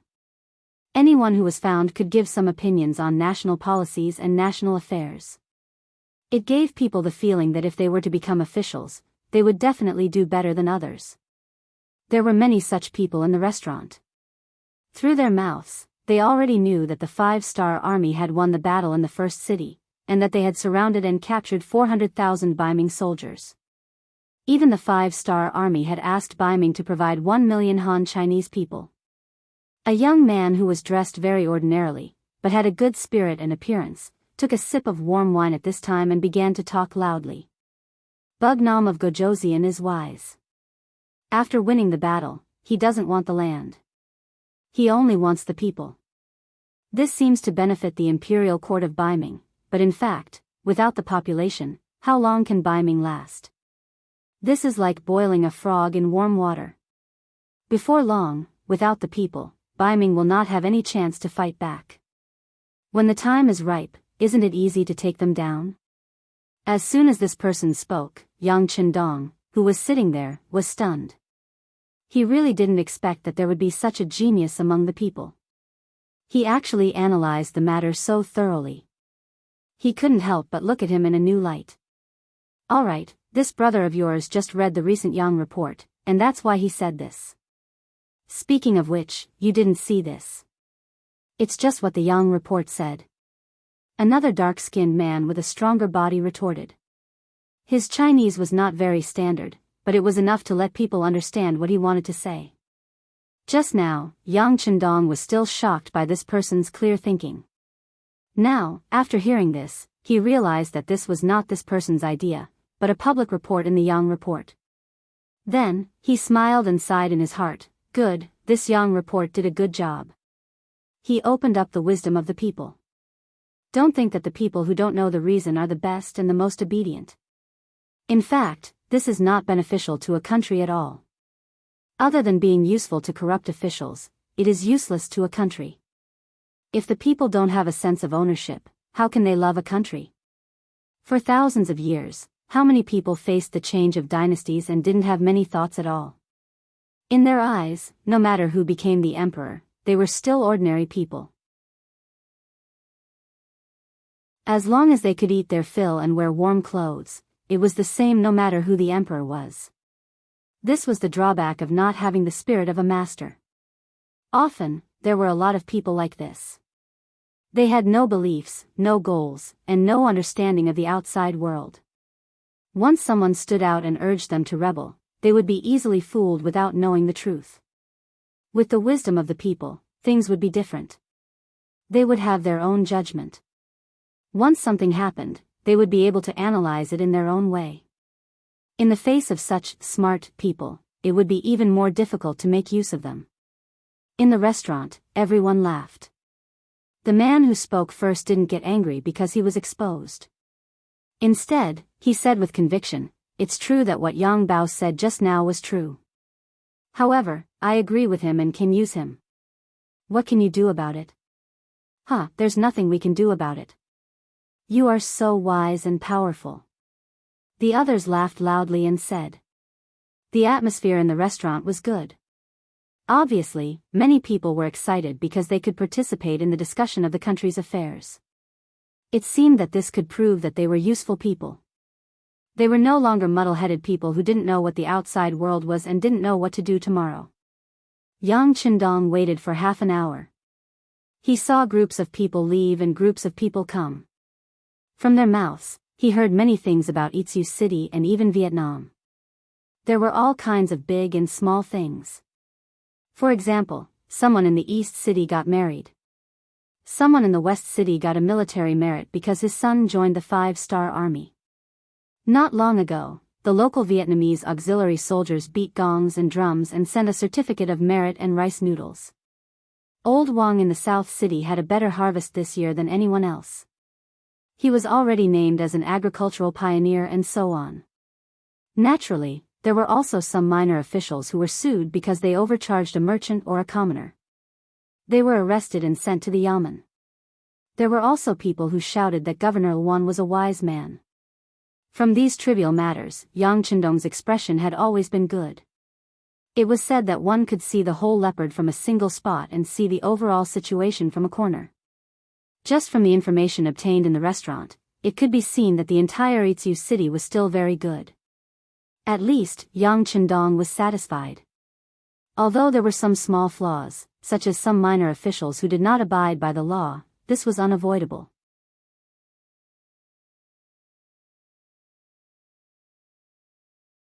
Chapter 1353. The human heart was like this. There were always some people whose desires began to expand after they gained power. Often, such people could not be seen before they got to the top. Sometimes, the human heart had to be tested to know. Let's go and take a look at the fields. It was now the end of September, the time of harvest. Yang Qindong wanted to personally take a look at the fields and understand the first-hand details. Yang Qindong got up and left. Beta Persei put down a few Han coins on the table and left with Chiu Vi. Not far away, hundreds of black cavalry in different clothes also got up and kept a certain distance from the center of the city to the South City. Yang Qindong just heard that Old Wang in the South City planted well and had a great harvest. He wanted to see the results of this harvest. Compared to the prosperity and satisfaction of the people in the city, the outside of the South City was a busy scene. On the cultivated fields, there were countless small black dots busily digging. Countless sweet potatoes were dug out from the ground one by one and sent to the prepared bamboo baskets at the side. After asking around casually, he found Old Wang's place. Yang Qindong walked closer and found that the sweet potatoes of this family were bigger and fuller than the other neighbors. This must be Brother Wang. This year's harvest is good. Yang Qindong walked closer with a smile on his face. Although he was wearing a green robe, his temperament could not be changed. Farmer Old Wang could feel it at first glance when he saw Yang Qindong. His expression became more respectful and said, "I don't dare to be called Brother Wang. Just call me Old Wang. But I wonder who this gentleman is. Oh, I'm just a passerby." I heard that the harvest here is good, so I came to take a look. Huh, how is it? This year's harvest is good. The days should be better than the previous years. Of course, Yang Chendong would not reveal his identity. He chuckled and squatted down. He came to the ground and put his hand into the soil. Not long after, a huge sweet potato was dug out by him. Yang Chendong's movements were still very standard. It was not an exaggeration to say that he looked like a professional. After all, he had done this kind of farm work in the early days of the Yang family village. He was the one who dug out the earliest potatoes, so he naturally had his own experience. When an expert made a move, one would know whether or not he was an expert. When Yang Chendong did this, Lao Wang laughed. I didn't expect this mister to be an expert as well, hee hee. This smile instantly brought the relationship between the two of them closer. When they started to talk, they naturally became much more casual. Old Wang was a talkative person. It didn't take long for Yang Chendong to learn a lot of things from him. For example, the reason why his family's land had a better harvest and higher output was because he was more willing to use fertilizer. Compared to other people, his family also raised a lot of poultry, such as chickens, ducks, geese, porpoises, pigs, and so on. Using their feces on the ground could make the soil more fertile, so the yield would naturally be higher than other people's. Not only that, once the grain was harvested, in order to prevent the grain from being cheap and harming the farmers, he could also use the surplus grain to feed the poultry. Then, he could sell the meat to increase his income, allowing him to live a better life. Wasn't this the cycle of the food chain? Could it be called reasonable utilization? After Yang Chendong heard this, he asked with a surprised expression, Lao Wang, how did you think of these things? You are really smart. I am a person who does not eat a single word. How could I have such a brain? This was all said by our provincial governor Xiao Wan. These things were also recorded in the Yang report. It was just that other people were suspicious. The old man was honest and felt that it was feasible, so he did it.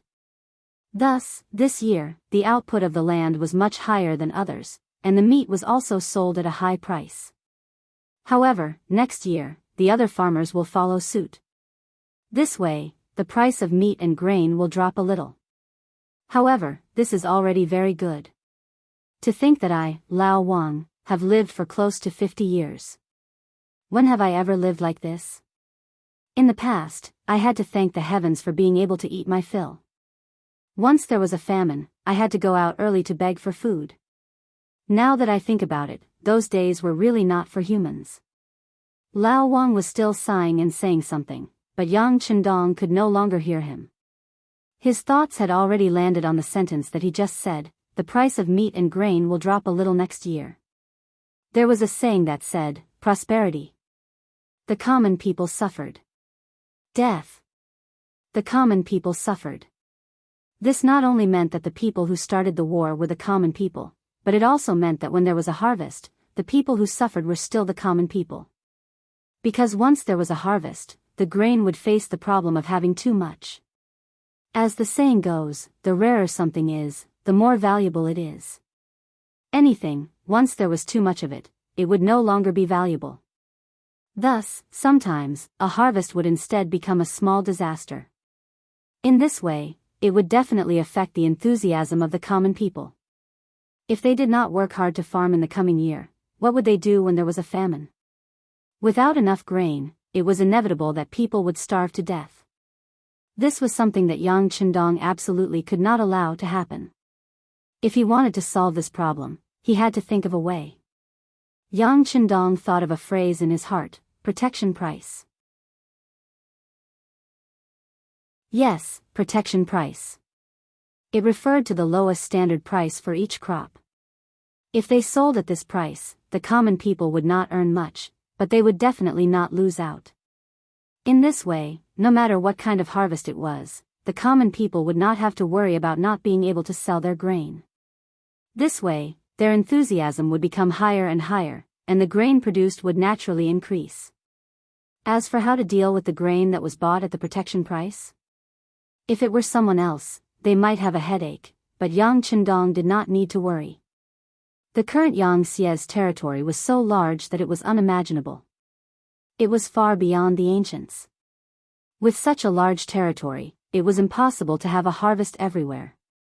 He could transfer grain from the south to the north or from the north to the south. In this way, no matter where there was a famine, he would not have to worry about it. He could use the grain to adjust. Besides, he could also sell the surplus grain to other forces and countries that did not belong to Xianxia. This was especially true for some small countries that did not have much history. They had never had enough grain to eat. As long as the price was reasonable, everything would not be a problem. Since he thought of the protection price, Yang Qindong felt that it was necessary to carry out this matter immediately. Now was the time for a harvest. He could not hurt the common people because of too much grain. Beta Persei, send someone to inform the Chu-Yi city's government office. Tell them that I'm here. Since the matter was almost understood, Yang Qindong did not need to hide his identity. He also wanted to see the officials here and give them some encouragement. After all, the development here was still very good. The news of Bugnam of Gojoseon's appearance in Chu-Yi city quickly spread. After the local officials heard it, they all opened their mouths wide in disbelief. Speaking of which, they were just the managers of a small town. At best, they were just a 7th-grade county magistrate. Now that they were going to meet the so-called emperor, who would not be nervous. Fortunately, Ruan Chunsheng, one of the 3 generals of Vietnam province, was training troops near Chu-Yi city. First of all, Chu-Yi city was a coastal town. There was an army stationed here. Once there was any danger, they could be the first-line soldiers to block and buy time for the main army to arrive. Second, the Vietnamese auxiliary soldiers could also help the nearby farmers to harvest crops. In coastal cities, hurricanes could appear at any time. With them there, some unpredictable losses could be reduced. Ruan Chunsheng had seen Yang Qindong before. However, at that time, Yang Qindong's status was far from as noble as it was now. When he heard that Bugnam of Gojoseon had appeared in his territory, Ruan Chunsheng tidied up his clothes and said to the bodyguard beside him, "Immediately inform Governor Luan of this news. Be quick." At this time, the security of Chu-Yi city's government office had been taken over by the Black Cavalry. They had changed back to their military uniforms and were wearing black armor and black helmets. Only their mouths, noses, and eyes were exposed. With just a glance, a murderous aura rushed over, causing many officials who had not been on the battlefield to be nervous and shocked. As Vietnam province, which was only a province of Xianxia, the officials here were not all Han people. Among them, a small number of them were from foreign races. These non-human beings were all literate and knowledgeable. Their appearance greatly alleviated the lack of Han officials. It was also because of the existence of these people that the various government offices were able to operate quickly. Once there were any new policies, they would be able to be transmitted to the ears of the people in time. Of course, Yang Qindong had never truly believed in the foreign races. Thus, these people did not occupy any important positions. Not only that, they would also be like the Han officials, adopting the system of transferring officials. That was to say, they could only stay in one place for a maximum of 4 years. After 4 years, they would definitely change places. This could prevent them from joining forces to the greatest extent. Yang Qindong's sudden appearance caused the officials to be surprised and excited. They were excited and somewhat afraid. After all, Yang Qindong had led the 5-star army to expand the territory and killed countless people. Often, wherever the army passed by, countless statues would be erected. Thinking about the scene of those dead people's heads being placed together, only a few people could not help but tremble. After meeting the officials one by one, Yang Qindong smiled and praised them, causing each of the officials to feel as if they were bathed in a spring breeze. Ruan Chunsheng, who was at the side, also helped to introduce the names of the officials, their positions, what they were in charge of, their contributions, and so on. This also allowed Yang Qindong to have a more intuitive understanding. After meeting the officials, and at Yang Qindong's request, Ruan Chunsheng found the person in charge of Chu-Yi City's Yang newspaper, the so-called reporters, representatives of merchants, representatives of farmers, as well as representatives of the handmade industry and some small factories.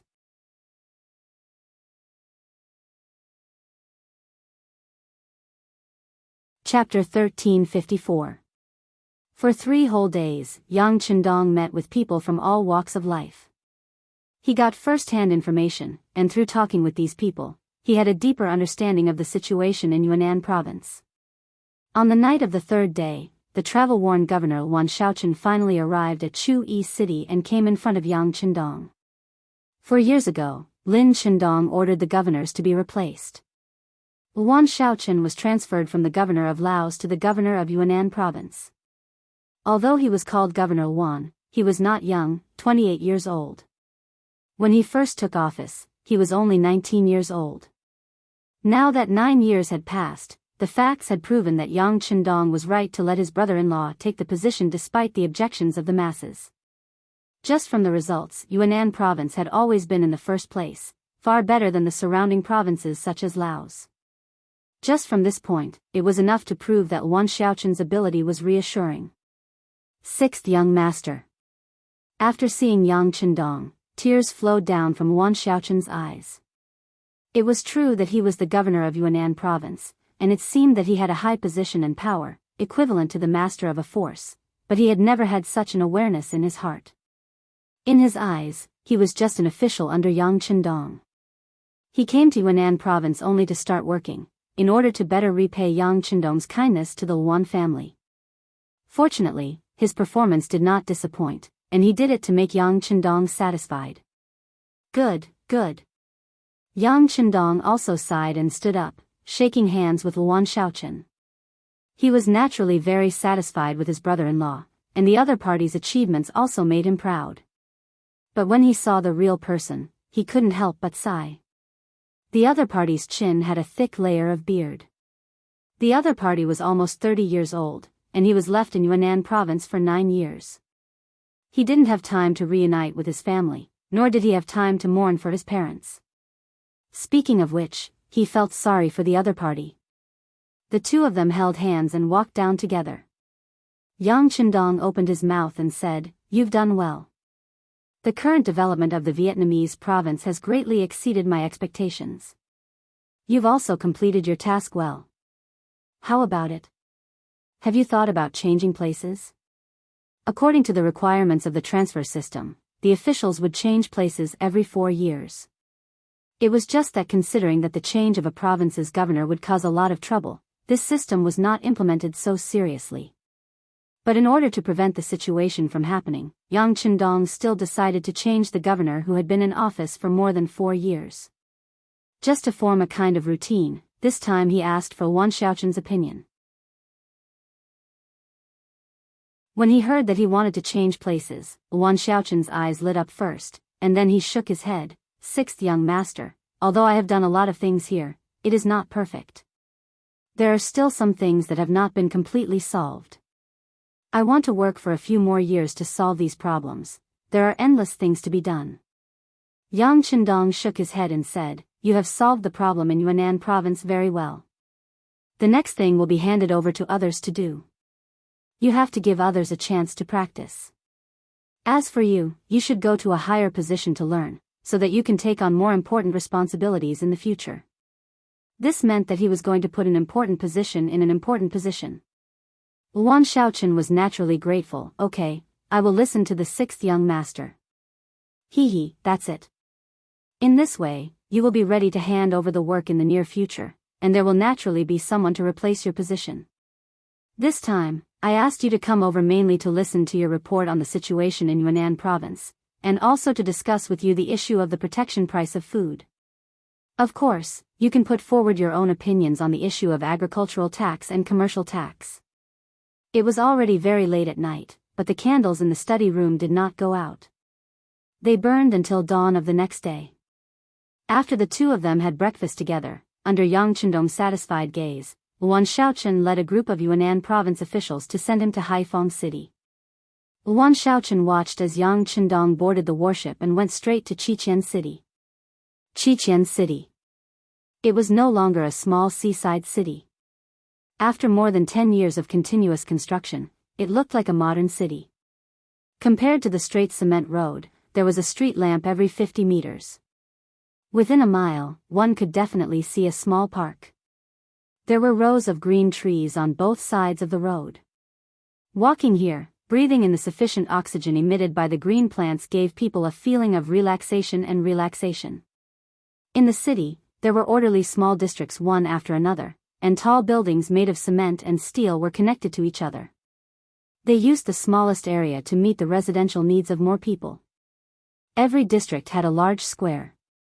At night, there were people dancing, playing, and selling all kinds of snacks and goods. Compared to the dark outside, this place was like heaven.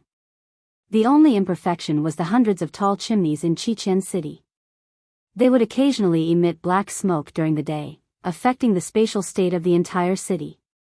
Fortunately, the city lord's mansion had already paid attention to this problem, and had already considered moving the factories under the chimneys out, and building new factories in the suburbs.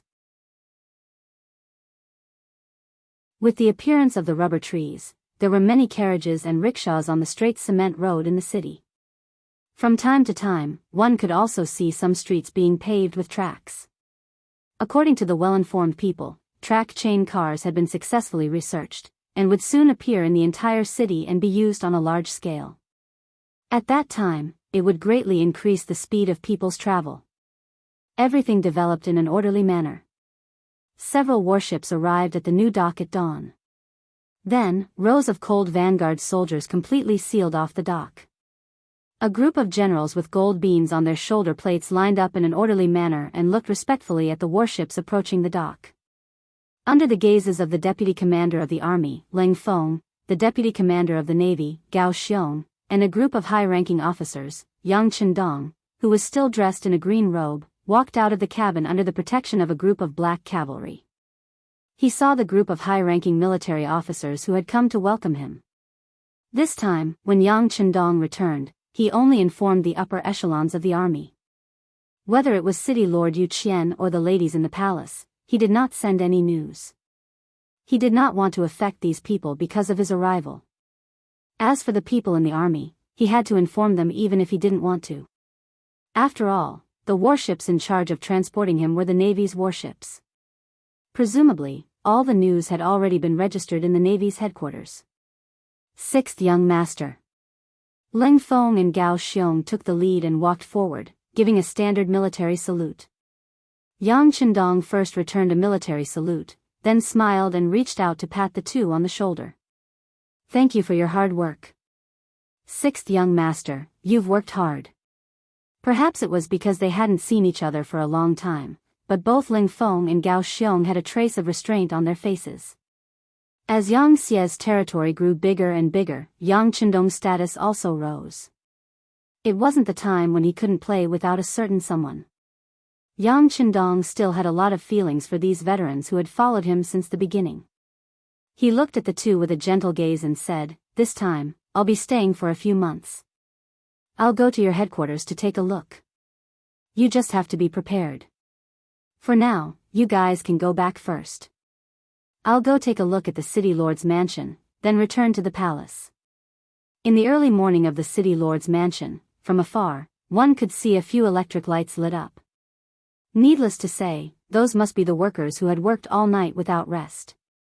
Compared to the army, which was divided into the navy and army, the local government was completely controlled by the city lord's mansion.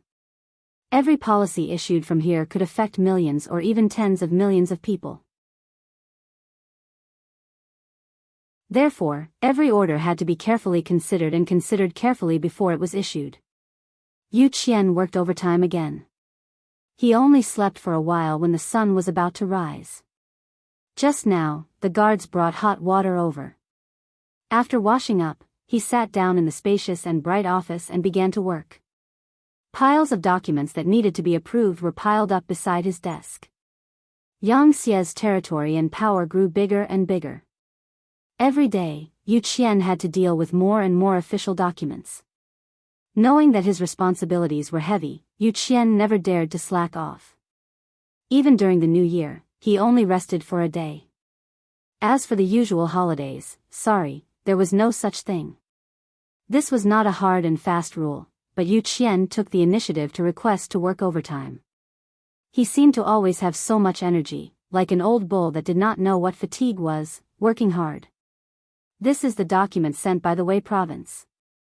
It contains the amount of food that has increased in their provincial warehouse this year. Take out the document from last month and compare it. Yu Qian did not even raise his head as he instructed. However, he did not know that the person standing in front of him was not his secretary or guards, but the leader of Xianxia, the most important person, Yang Chendong. After speaking, Yu Qian still buried his head in the document in his hand. From time to time, he would lower his head and write something. After a while, when he felt that the shadow in front of him did not leave, he still did not raise his head and said, "Why don't you go? Can't you find it? Didn't I say? The documents of each province have to be filed separately. Go and look for it properly." After saying all this, Yu Qian still buried his head in his work. However, he quickly noticed something and his face showed displeasure. Although he rarely lost his temper at the staff around him, when it came to work, he still dared to scold them. Yu Qian raised his head with a displeased expression and wanted to criticize her. When he raised his head, Yang Chendong's appearance entered his eyes. Although they hadn't seen each other for 2 years, this didn't prevent Yu Qian from recognizing Yang Chendong in the first place.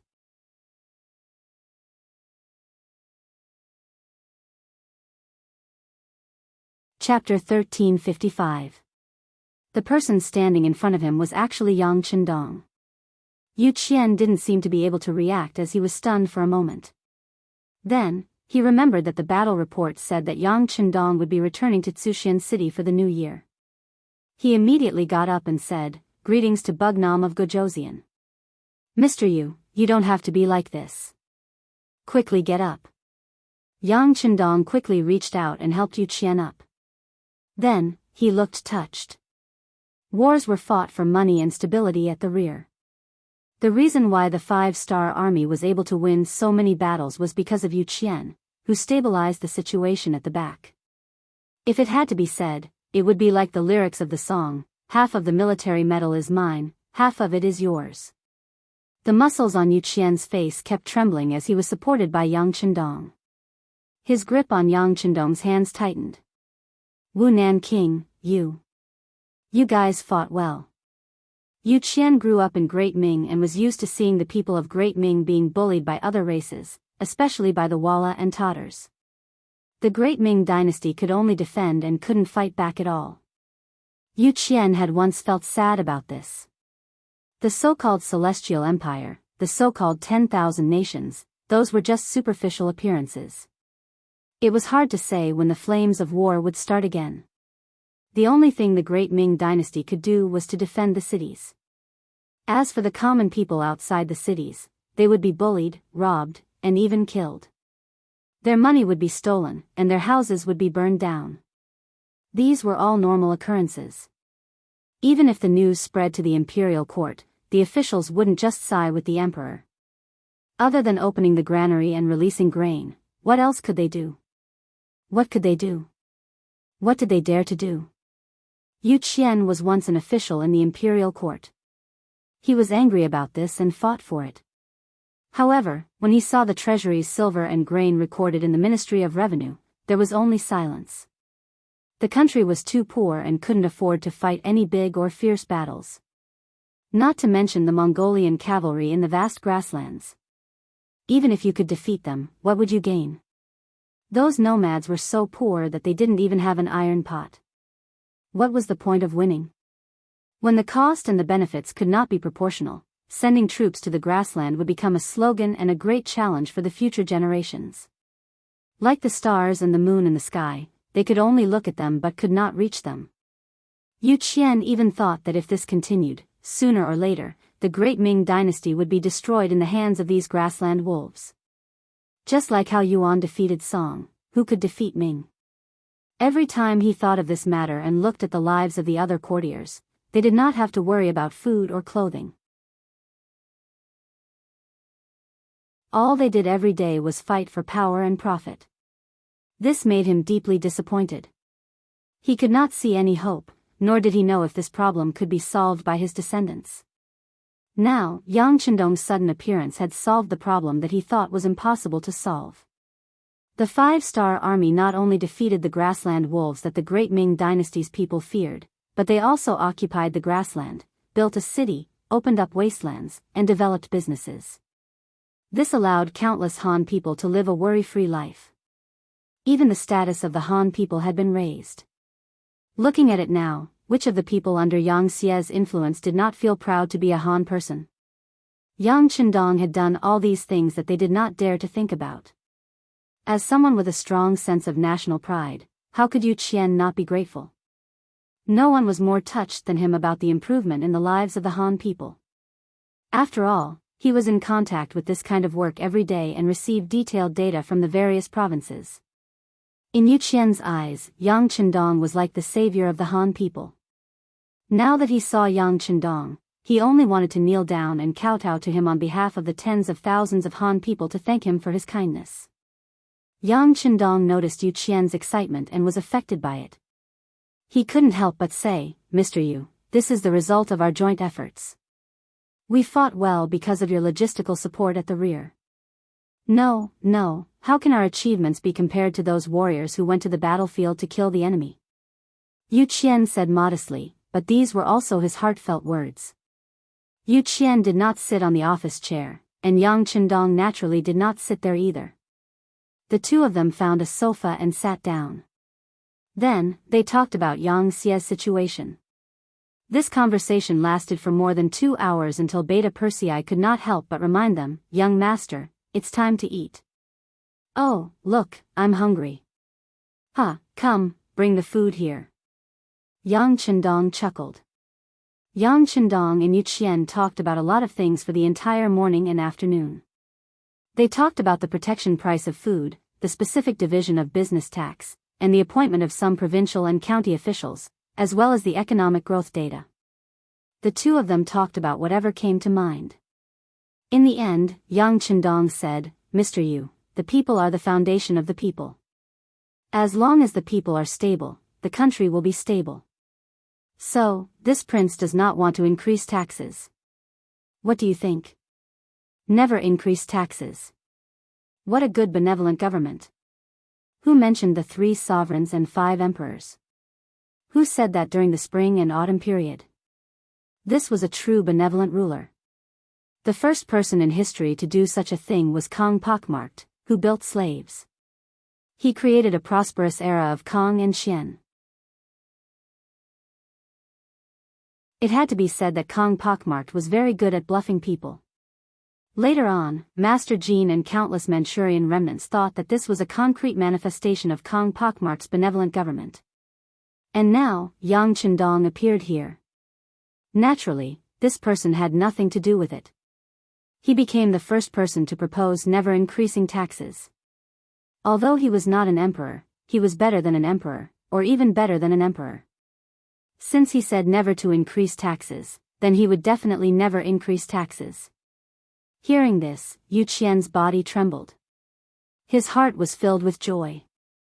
After about a few breaths, he actually knelt in front of Yang Chendong. He bowed and said, "I, on behalf of the millions of people, thank Bugnam of Gojoseon for his benevolent government." Benevolent government. Good, Mr. Yu, quickly get up, quickly get up. Seeing Yu Qian so excited, Yang Chendong quickly reached out and helped him up. Then he sighed. Even a great talent like Yu Qian was so excited when he heard that the taxes would never be increased. One could imagine what the people would be like when they knew. And the so-called never increase taxes meant that taxes would never increase.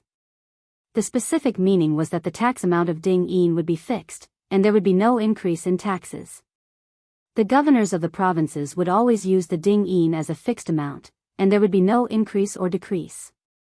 The new ding yin would not be counted as ding yin, and households with more than 1 ding yin would only have to pay 1 ding yin.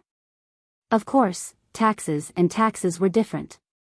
Originally, Yang Xie did not place much importance on taxes. Even when they needed to use the people, they would still give them money. It was just that it was not much. But after all, this was Yang Chendong's matter. In other words, if one day he was no longer here, would taxes rise again? And now, after Yang Chendong shouted out the slogan of never increasing taxes, the people under Yang Xia could be at peace. Because this meant that in the future, Yang Chendong's descendants would also have to respect this decision. This sentence would also become a rule that would be enforced forever. In other words, this could become an ancestral rule of Yang Xia. In Yang Xia, Yang Chendong was equivalent to an ancestor. This was the difference between him and the ruler of a city. This was also one of the important reasons why in Yang Xia's territory, any policy could be implemented smoothly. For example, whether it was the Southern Ming or Bai Ming, if they wanted to make a new policy, they would have to bring benefits to the nobles and the country gentry. Once the new policy harmed the interests of the other party, it would inevitably be met with great resistance. This was also the reason why, apart from Shang Yang's reform, the other reforms had all failed. Their actions harmed the interests of some people, so naturally, there would be many people who opposed it. It could be said that it was extremely difficult to implement it. This was also why the Great Ming had no lack of insightful people, but many good policies could not be implemented. However, in Yang Chendong's case, this was not a problem. He was the ancestor of Yang Xia. Whether it was the local government or the military, he was the core.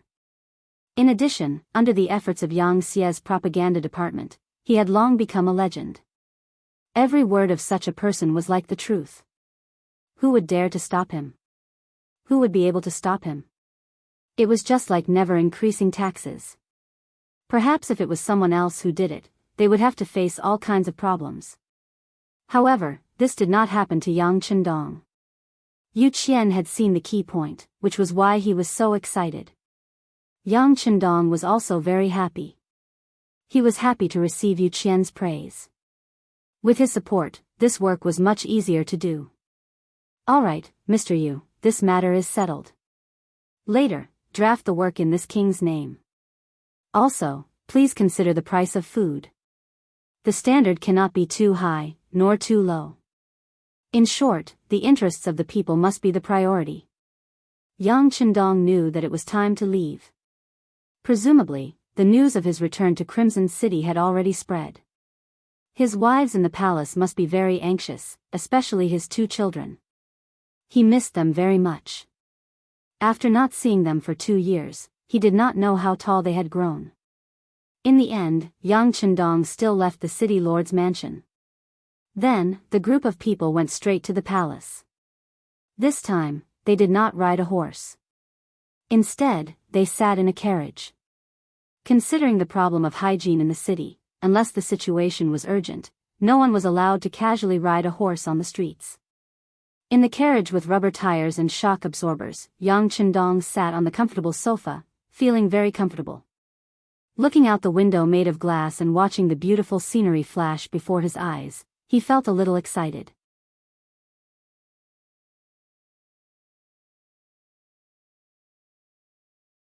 Chapter 1356. It wouldn't be an exaggeration to say that he was homesick. His wife and children were in the palace. In some ways, this was his home. At the entrance of the palace, there was a line of children wearing special military uniforms standing in a row. They held wooden swords in their hands and were dressed in military uniforms. From afar, they looked like they were standing in a neat row.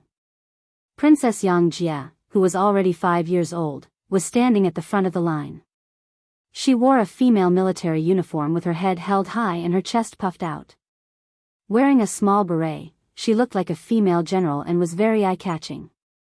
Beside Yang Jia stood Yang Bo, who was less than 3 years old. As Yang Chendong's eldest son, he was likely to inherit the throne in the future. At this time, he was also wearing a special military uniform. Because of the rich nutrition, he gave off a strong and dignified feeling. The only difference between him and his sister was that he seemed to be unable to stand still. His eyes would occasionally look at the road in the distance, as if he was waiting for something. The heir and princess came out together. The only person who could make them wait was naturally their father, Yang Chendong. Yang Bo didn't have much of an impression of Yang Chendong. After all, his father left him when he was very young. Most of his impressions of Yang Qindong came from the mouths of others. From the mouths of others, his father seemed to be omnipotent and capable of anything. Children all worship heroes. Yang Bowie was extremely proud to have such a father. Every time he heard others talk about his father, he would involuntarily puff out his chest. It was as if he was saying to others, "Come, praise my father. I am his eldest son." Under his pride, Yang Bo had more than once thought about what he would look like when he saw his father and how he would perform. But when he really saw Yang Qindong, he became a little afraid. He didn't know if his father would like him. If he didn't, then what would he do? Don't look around. Father will come back at any time. You have to perform well.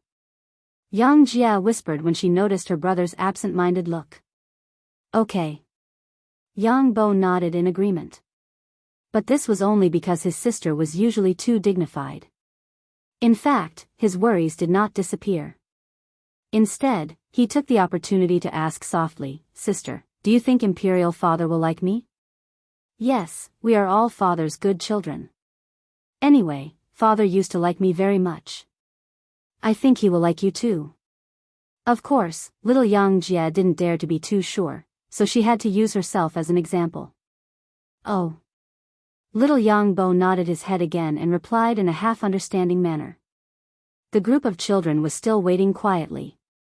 Those who could enter this team were not children of ordinary families. For example, there were Tiger's Mane's son and daughter, Beta Persei's son, Yang San's son and daughter, and so on. There were also people like Yu Mian's son, who was also Yu Qian's grandson. Their loyalty was unquestionable, and they would grow up together. It could be imagined that these people would most likely become Yang Bo's people in the future, and they would also be the most trustworthy group of people. They were still waiting. After lunch, the team began to gather here. In the words of little Yang Jia, who was the leader of the children, they wanted to welcome Imperial Father in their best state. They wanted him to see that although they were very young, they could also protect their home like adults and become great talents. Little Yang Jia even publicly said more than once that she wanted to be a female general in the future, lead troops to war, and expand Yang Xia's territory. Under the guidance of little Yang Jia, these little friends also had the same idea. They were also fantasizing about one day riding a warhorse and killing in all directions, becoming heroes. The waiting time always felt very long. Fortunately, Yang Qindong's carriage finally appeared. From afar, when a group of carriages came towards the palace and the guards near the palace stood upright and saluted, the children knew that it must be Bugnam of Gojoseon. Sitting in the carriage, Yang Qindong saw the scene of children standing in a row in front of the palace through the transparent glass from afar. At this moment, Yang Wu, who was in charge of welcoming Yang Qindong, sat beside him. "Young master, it's the princess and the prince. They are standing in line to welcome the arrival of the young master." Upon hearing that his daughter and son were in the group, Yang Qindong let go of all his reservations and said loudly, "Isn't this nonsense? It's still very hot at noon today. Who told them to stand here and wait for me? Hurry, speed up, let's hurry over." After the coachman received the order, he immediately cracked the whip and moved forward. Amidst the cracking of the whip, the speed of the carriage increased by a lot. In just a moment, they arrived at the gate of the palace. Then, the carriage stopped and a somewhat anxious figure walked out. Who else could it be but Yang Qindong? With a golden cloak on his body, Yang Qindong became the center of everyone's attention the moment he appeared. As soon as he got down from the carriage, he walked straight to the girl in front of the line, little Yang Jia. Yang Qindong gently picked up little Yang Jia and spun her around in his arms. Immediately, giggles could be heard. Little Yang Jia said without any feeling of unfamiliarity, "Father, spin faster, faster." This was one of the games that Yang Jia was most willing to play when she was very young. She was also naturally bold and did not have the slightest fear of heights. Not only was she not afraid, but she was also very happy to play. Yang Qindong had been constantly training these past few years, and his strength had already reached the master realm. He did not know why he was tired, but he spun faster and faster.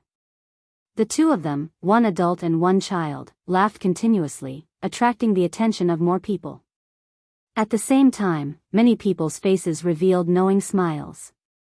After an unknown amount of time, a seemingly anxious voice sounded, "Father, the child also wants." Needless to say, the person who said this must be little Yang Bo. Only then did Yang Chendong lower his head to pay attention to his son, whose head only reached his knees. Regarding this son, Yang Chendong's impression of him was that he was still an infant drinking milk. However, he did not expect that after 2 years, he had grown so much.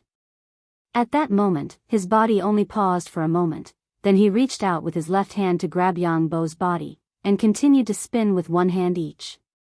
With Yang Bo's little weight, it was naturally not in Yang Chendong's eyes. To him, there was no difference whether he spun one or two. On the other hand, Yang Bo was suddenly grabbed and spun in the air. He was really uncomfortable, and the tender flesh on his face even piled up because of this, as if he was about to cry at any time. A real man should not be afraid of anything. Even if you bleed, you should not cry. Bo, you are the first real man of our Yang family's next generation. Even more so, you should not cry casually, understand? Yang Chendong noticed the change in Yang Bo's expression and opened his mouth to speak. This was the first time Yang Chendong had spoken in Yang Bo's memory. It could also be called the first time he had taught him. Yang Bo heard it particularly clearly. Although with his little brain, he did not quite understand the meaning of a real man, but when he saw his father's serious expression, he instinctively nodded. This child understands. I am a real man, I will not cry. Good son. Yang Bo's performance made Yang Chendong very happy. At the same time, he praised him and spun even faster. After a while, the laughter of the father and son trio could be heard. Yang Chendong naturally knew the principle of going too far is as bad as falling short. After seeing the hot sweat on the heads of the daughter and son, Yang Chendong gently put them down, and with one hand in each hand, he strode into the palace. The main gate of the palace was already open. Usually, this gate would not be opened easily. Only when Hu Yan, as the first consort, went out would the gate be opened. Of course, Yang Chendong also had to follow this etiquette and treatment when he went in and out, but because he was often not at home, the gate was rarely opened for him. Now that Yang Chendong had returned, the real master had returned, the gate naturally had to be opened. In the palace square not far behind the gate, Hu Yan and the other 8 women were already waiting there with a group of maids. Yang Chendong now had 8 wives. Except for Hu Yan, who was the first consort, the others were all side consorts. Usually when Yang Chendong was not around, Hu Yan was in charge. Although the number of people was not small, they got along well. This was not only because Hu Yan had the ability to command, but also because these women could clearly see their own positions. Second Madame Xiao Yin was born as a maid. Although she had followed Yang Chendong for the longest time, she had a sense of propriety when doing things, and she was very clear about who gave her everything. In her eyes, not only was Yang Chendong her master, Hu Yan was also her master, so she was naturally very obedient. Third Madame Xiao Yushua and fourth Madame Dong Xiangxiang. Both of them were of noble birth. If it were not for Yang Chendong's appearance, they would probably still be a concubine. Their living environment since young had long taught them who they could provoke and what they could not do. Facing the first consort, Hu Yan, who was a descendant of a famous family, they naturally respected her and did not dare to have any second thoughts. In the eyes of the two, it was already very fortunate that they were not disliked by Hu Yan. Fifth Madame Tuoya, although her background was not bad, the various clans were now led by the Han. Just based on this point, she had fallen far behind. After coming to the palace, there were many things that she had to learn. It was already very fortunate that Hu Yan did not pick on her, so how would she dare to pick on her? Sixth Madame Wan Xiaoyu. She had suffered since young, and Yang Chendong's arrival changed her and her family's lives. In her eyes, Yang Chendong was her benefactor, and so was Hu Yan. Naturally, there was nothing that she would not listen to and obey. 7th Madame Su Man, Although she was also a descendant of an official, she had declined after all, and when she first came, she had the idea of assassinating Yang Qindong. It could be said that she was someone who had made a big mistake. It was already a blessing that she was not punished for it, so how would she dare to act recklessly?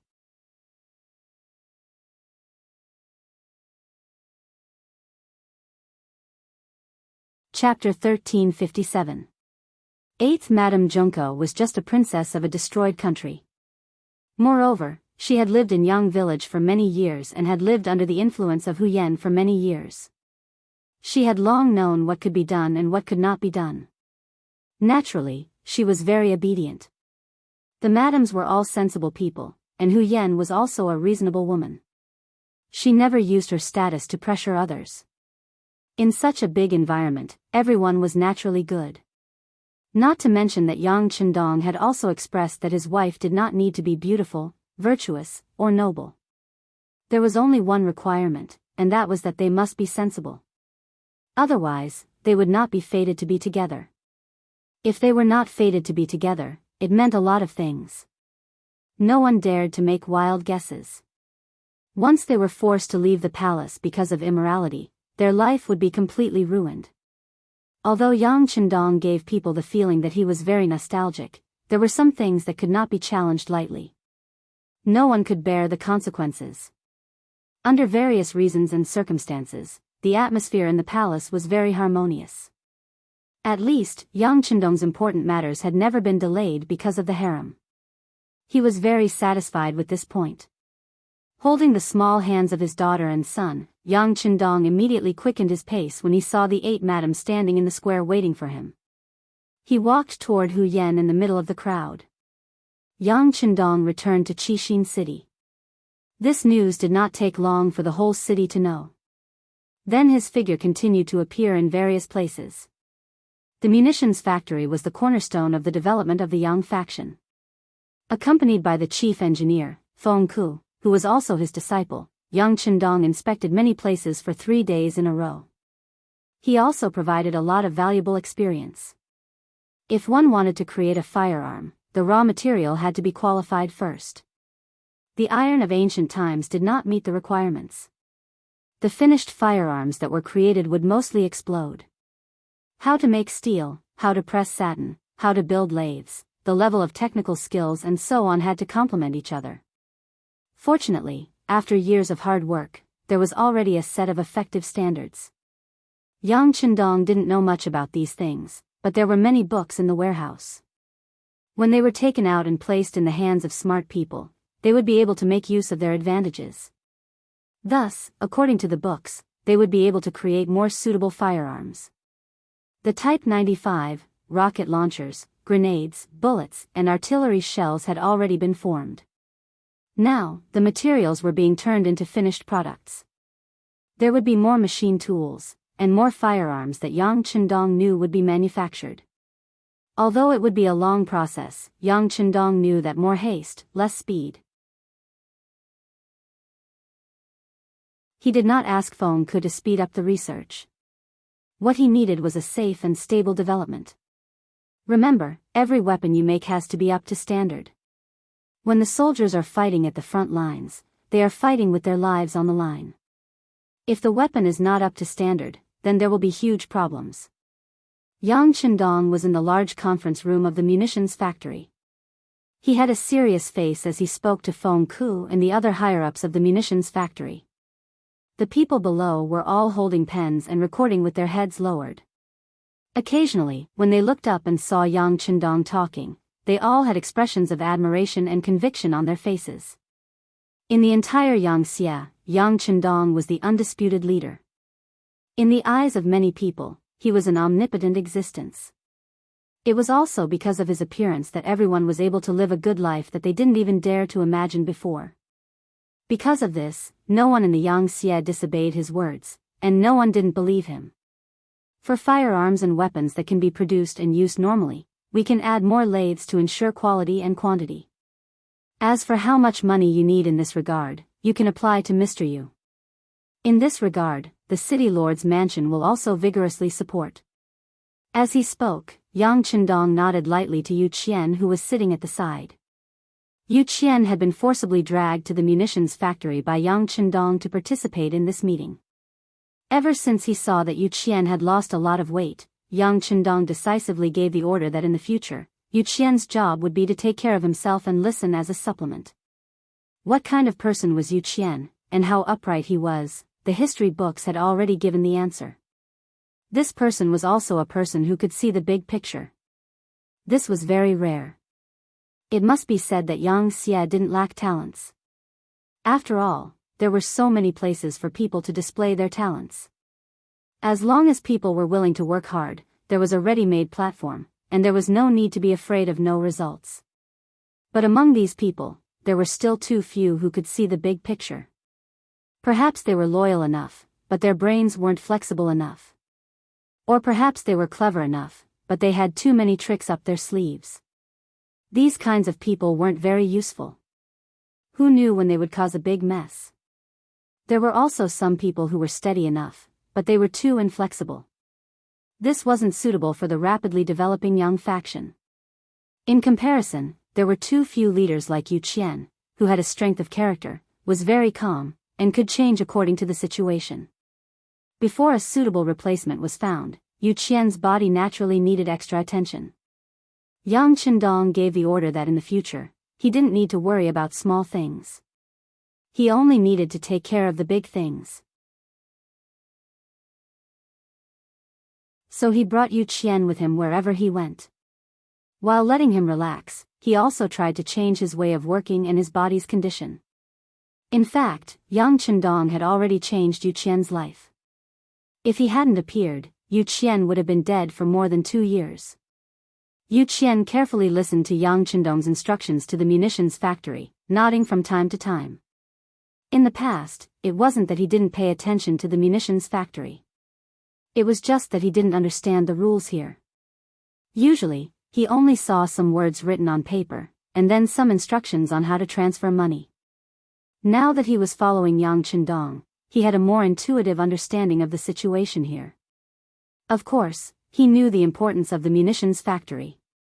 He immediately nodded. "King, don't worry." Unknowingly, Yu Qian also finally changed the way he addressed Yang Chendong. Just the word "king" was enough to prove that he recognized the other party in his heart.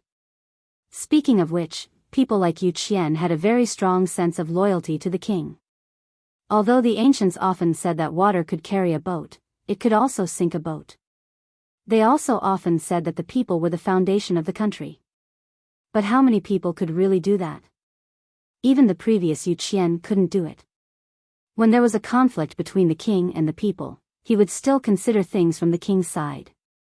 But now, after seeing Yang Chendong's actions, seeing the Han people living under the Yang Xia's rule, and seeing how the Han people's lives were much better than before, and how the Han people were beginning to show their value, bringing all kinds of benefits to the Yang Xia, he finally understood.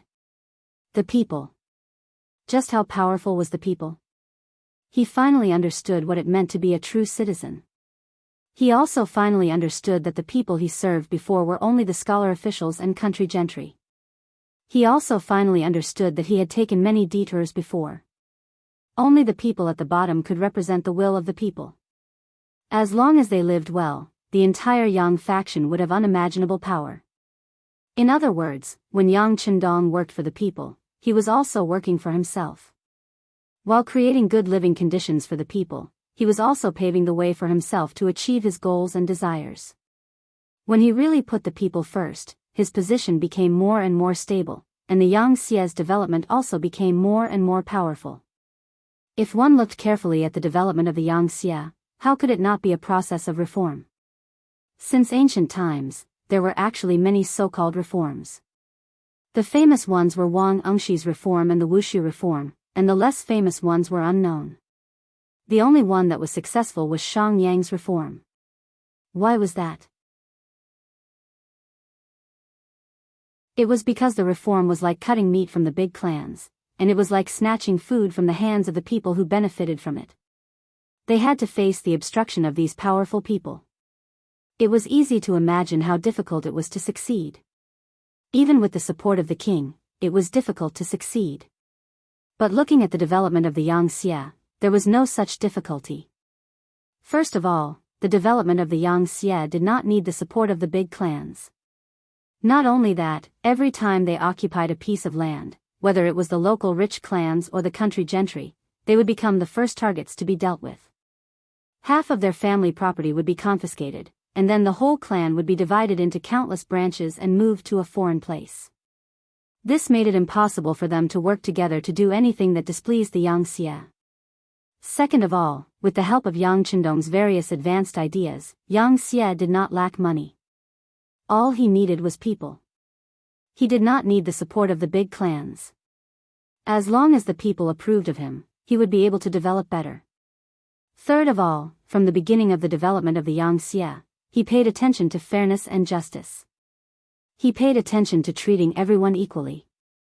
Because the guiding ideology played an important role, it changed the understanding of the people. This also greatly weakened the influence of the big clans. Fourth of all, Yang Chendong was a pioneer. He had the ability to keep his word. It could be said that as long as he did not make any mistakes, the development of the Xianxia would not have any problems. At the same time, he did not need to rely on anyone's strength. The big clans could not display their strength even if they wanted to. In short, the big clans did not have the opportunity to perform. They did not have the power, so all the changes could be carried out as they wished. No one could stop them. After leaving the ordnance factory, Yang Chendong, Yu Qian, and the others went to the secret tank base under the accompaniment of Feng Ku. They took out a total of 5 tanks from the warehouse and parked them there. One of them had been dismantled into countless pieces and became various small parts. The creation of a tank was a gradual process. It was not something that could be created just by saying that it could be created. Key components such as the engine were even more of a headache.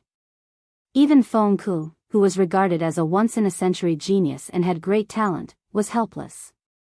Therefore, he used the stupidest method, which was to imitate.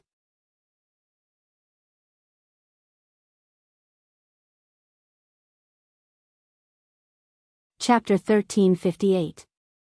Following suit, he dismantled each component and memorized their locations. Then, they copied them one by one and finally pieced them together to create a new tank. In fact, after 2 years of hard work, most of the parts had been created. The polished parts were no different from the original parts. There were no problems with the style or specifications. However, when it came to some core technologies, they were unable to do it. Looking at the various parts on the ground and the number of engineers standing in the room, Yang Chendong knew that these people were working very hard. But even so, Yang Chendong wasn't optimistic about them. The difficulty of building a tank wasn't limited to the engine, but more importantly, the tank cannons that allowed the tank to unleash its power. Tank cannons were mainly cannons. High chamber pressure, long barrel, fast initial velocity, high abrasion, high precision requirements, and high metal smelting, processing technology, and design standards of a country were all very high. Also, it was important to note that cannons required cannons and cannons. The manufacturing of various cannons and cannons also required a lot of knowledge. However, these were not things that the current Yang weapon crafting stone could overcome. Otherwise, there wouldn't be such a saying in the future. The number of countries that mastered tank cannon technology was less than the number of countries that mastered atomic bomb technology. From this point of view, it wasn't an exaggeration to say that tank cannons were harder to build than atomic bombs. But it didn't mean that it was hard. The research process couldn't be stopped. Otherwise, there would never be a day of success. Yang Chendong didn't mean to dispel everyone's enthusiasm. He just said to Feng Ku, the difficulty of building a tank is very high. There are also many problems that need to be solved. Don't think about becoming a fatty in one bite. It's better to do it step by step. Listening to Yang Chendong's guidance, Feng Ku also said with a serious face, "Yes, teacher, you're right. We're doing the same. Now we're researching a small engine. If we succeed, we can build a vehicle." When the word vehicle was mentioned, Fengke's face was also full of excitement. When he first heard this word, he was so shocked. Even now, thinking about it still made his blood boil. Yes, you're right. But building an engine isn't something that can be done overnight. Before that, we can build something else, such as a steam engine. Yang Qindong didn't plan to spoil things by rushing them. He still decided to follow the path of history. Steam engine? A thoughtful look flashed across Fengke's face. Previously, he had received a book about the steam engine from Yang Qindong and had studied it for a while.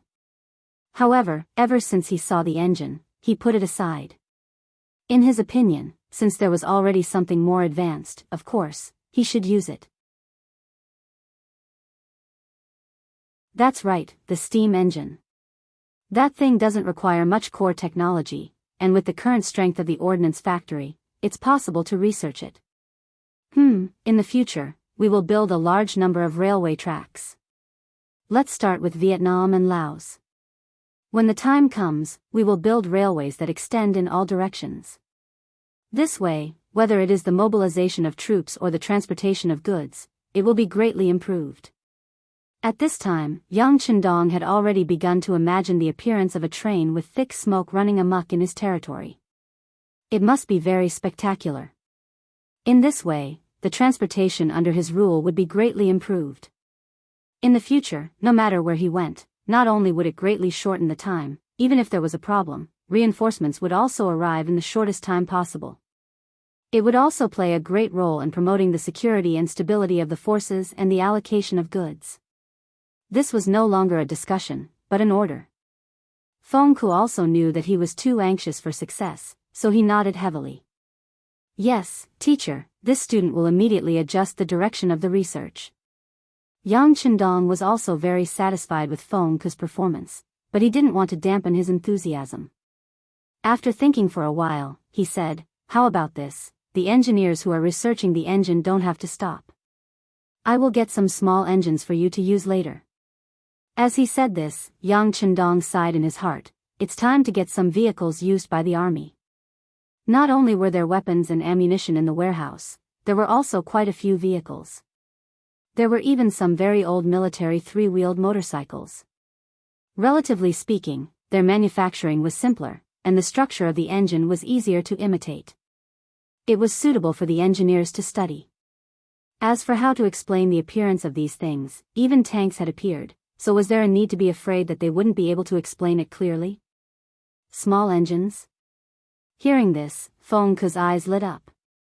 He seemed to have thought of something, and couldn't help but ask in excitement, "Teacher, did you find something in the mountains?" Previously, in order to explain how the tanks and weapons and ammunition appeared, Yang Qindong had told Fengke and the others that they were all found in a mysterious mountain. After Yang Qindong had already told the students that this world didn't exist independently, and that it was likely that there were other high-tech civilizations, the students were no longer unfamiliar with the term UFO. The latter explanation was that these things found in the mountains were very likely products of other worlds, but they were accidentally forgotten in a certain mountain.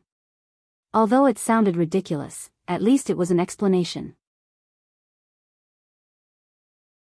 What was more important was that Fengke and the others believed him, which saved Yang Qindong a lot of time and effort.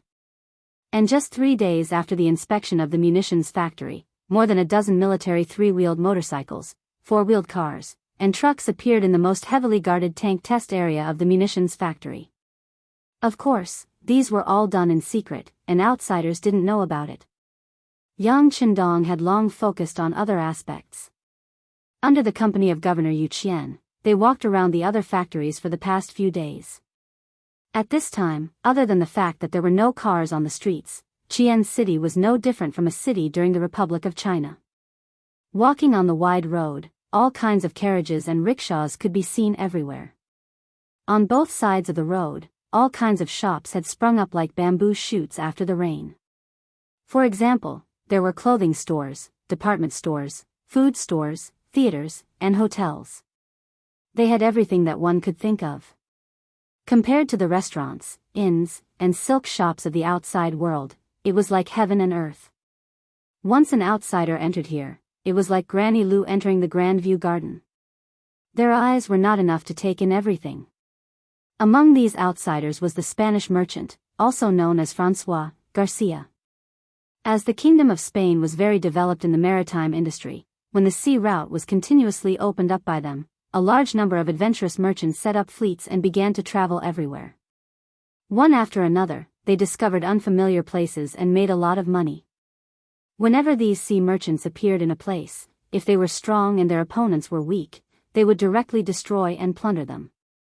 If their opponents were strong, they would lower their noble heads and trade with them. While reaping huge profits, they would also think of ways to exploit your strengths and find your weaknesses to give you a fatal blow. Rather than saying that they were adventurers and merchants, it was more accurate to say that they were pirates of the sea. Garcia was one of the pirates. When the other merchants were still targeting the Western world, he had already braved the wind and waves to the east. Fortunately, he appeared in Xi'an City. After stating that he was a merchant of the Kingdom of Spain, he was allowed to enter the port and come to Xi'an City. Just like how the Western countries wanted to understand the Eastern world, Yangtze's Navy Department also wanted to know about the outside world. After a few years of preparation, they didn't know how many ships they had sent, and they completely understood the terrain of the nearby seas. Now, they were stretching out even further. The arrival of merchants like Garcia was also welcomed by the Navy Department. Their arrival often brought a lot of information that they didn't know about. In this way, they could easily obtain more knowledge. After being welcomed by Yangtze's navy, Garcia stepped into Xi'an City and his eyes were dazzled. Along the way from Spain, apart from a limited number of places, most of the areas gave him the impression that they were very poor. Apart from some nobles who were still living well, the ordinary people were too poor. He even saw a lot of cannibalism. In some places, he often only needed to pay the price of a meal to get the local people to do anything for him. After a long time, this feeling gave Garcia a sense of superiority. In his heart, although the world was very big, no one could be stronger than the Kingdom of Spain. Oh, maybe the Kingdom of England was also not bad, but their strength was only about the same. In this era, in the West, England and Spain were indeed the strongest.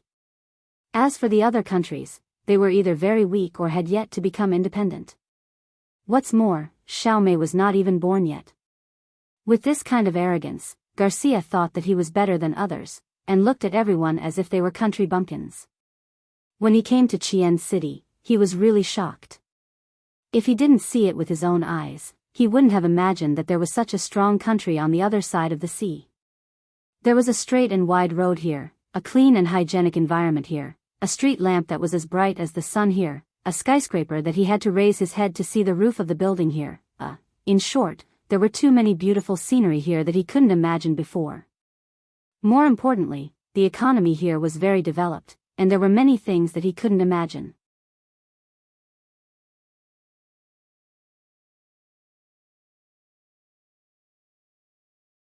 Chapter 1359. There were all kinds of luxurious clothes and silky fabrics that he had never seen before. There were all kinds of delicious food and drinks that he had never seen before. There was even wine that was unique to the West and had never been seen in the East. Living in a high-rise building with electric lights, with elevators that could be used to go up and down. It was beyond his imagination. Bicycles were everywhere, vans and carriages could be seen everywhere. What's more, it was very comfortable to sit on them, there wasn't any bumps at all. It was much more comfortable than the carriages of the nobles and even the royal family. Garcia was surprised, but at the same time, the ambition in his heart was ignited.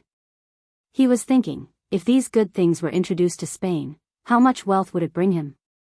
With this goal in mind, he continued to work hard to achieve it. When the Navy sent someone to contact him, he was very enthusiastic, giving the impression that he knew everything, but only he knew what was true and what was false. While gaining the friendship of the Navy, he also used the gold and silver he brought with him to go shopping in Resin City. At this time, the porcelain, tea, and silk that were praised by the West were no longer his goal. In his opinion, although these things were precious, as long as he had money, they could be bought. What he wanted the most now was something that only Resin City had, something that didn't exist in the outside world. For example, high-quality firearms and artillery that didn't seem to be large in size, but could exert great power. Naturally, it would be extremely difficult to take away such things. What he wanted was not the finished product, but the manufacturing blueprints. With these things, if he had enough raw materials, he didn't know how many finished products he could make. Recently, railed vehicles began to appear in Resin City, which made Garcia's eyes light up. He sent his most capable assistant, Anthony, to find a way to get the blueprints of the railed vehicles, and then he was ready to leave. After a few days of hard work, he had already obtained a bicycle, a military telescope, and the blueprints for a rocket launcher. With just these, he believed that he would be able to sell them for a sky-high price when he returned to his country. Then, he would think of a way to come back again. At that time, with enough gold and silver, his goal would be even greater. Sooner or later, he would take away all the good things in Crimson City. Then, he would use this spear to attack the shield. At that time, it would be possible for him to become the Crimson City Lord. This was a great goal. Although it was difficult, Garcia was determined to do his best to achieve it. He was also looking forward to that day. It was located in a roadside coffee shop, which was also a new thing recently. Because of the elegant environment, it gradually replaced some tea houses and became a new place that many fashionable people were willing to visit. Garcia chose a corner that few people paid attention to. From here, he could easily see everything that happened in the coffee shop, but it was difficult for others to notice him. After drinking a cup of coffee, he was still savoring the aroma in his mouth. Suddenly, the door of the coffee shop opened, and the tall, fair-skinned assistant, Anthony, appeared. Accompanying him was a middle-aged man wearing a traditional Chinese suit. He wasn't tall, but he already had a big belly. When the person entered the cafe, he had an arrogant look on his face. After looking around and spotting Garcia in the corner, he strode over with his feet splayed outwards. When he walked, he purposely put his hands behind his back. Fortunately, there were no other customers in the coffee shop at this time. Otherwise, it would be easy to recognize him as an official. The fat middle-aged man was indeed an official, and his position wasn't low. He was the director of the Commerce Department's External Relations Department, Lu Qing. When Garcia first came here, he was the first person he interacted with. His face was full of fat, and his small eyes were filled with greed. It was also because of his appearance that Garcia, who had met countless people along the way, gave him his first sum of money. After that, he received good treatment. For example, his accommodation was arranged by Lu Qing. Although he had to pay a hefty sum of money, it was very comfortable. Not only were there electric lights, but there was also 24-hour hot water and a comfortable sofa. It was almost unimaginable outside of Resin City. Garcia later asked around and found out that not all foreign businessmen could enjoy such treatment. Some of them had electric lights, but they didn't have 24-hour hot water or a sofa. Based on this, he knew that the money was worth it. As a result, he continued to send money to Lu Qing. After the two of them became familiar with each other, he got a lot of things that he wanted. When Garcia saw Lu Qing sitting down in front of him, a flattering smile appeared on his face. Then, he said in broken Chinese, "Director Lu, thank you for taking the time out of your busy schedule. Alright, you know I'm busy, so you don't have to be so courteous. Why don't you tell me what you want me to do here?" Lu Qing said impatiently. Garcia, who had interacted with him many times, was confident that he knew Lu Qing very well. This person was a greedy person who only cared about money. As long as the money was given, everything would be fine. Otherwise, he would immediately turn hostile. With a smile on his face, he gently took out a piece of banknote with the number 1000 written on it and placed it on the table. As soon as the banknote was taken out, Lu Qing's impatient expression immediately became much better. He first looked around, and when he found that no one was paying attention to him, he chuckled and put the 1000 taels banknote into his pocket.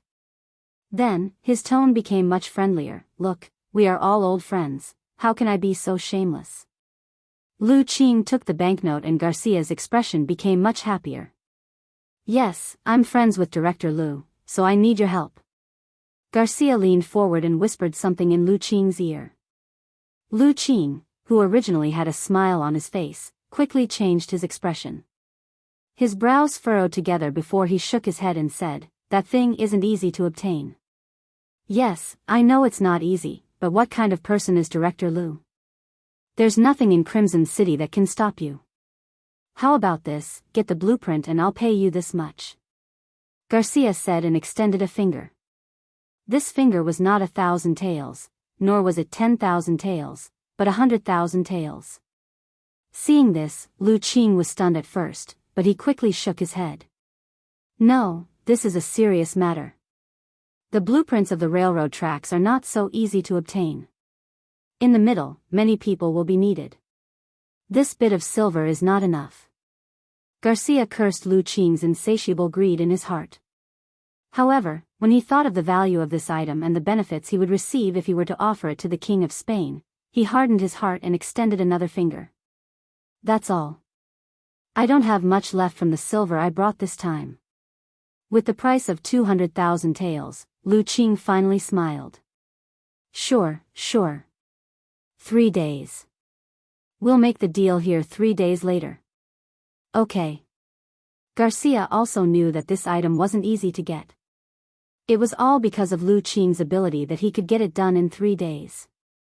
Therefore, he happily nodded.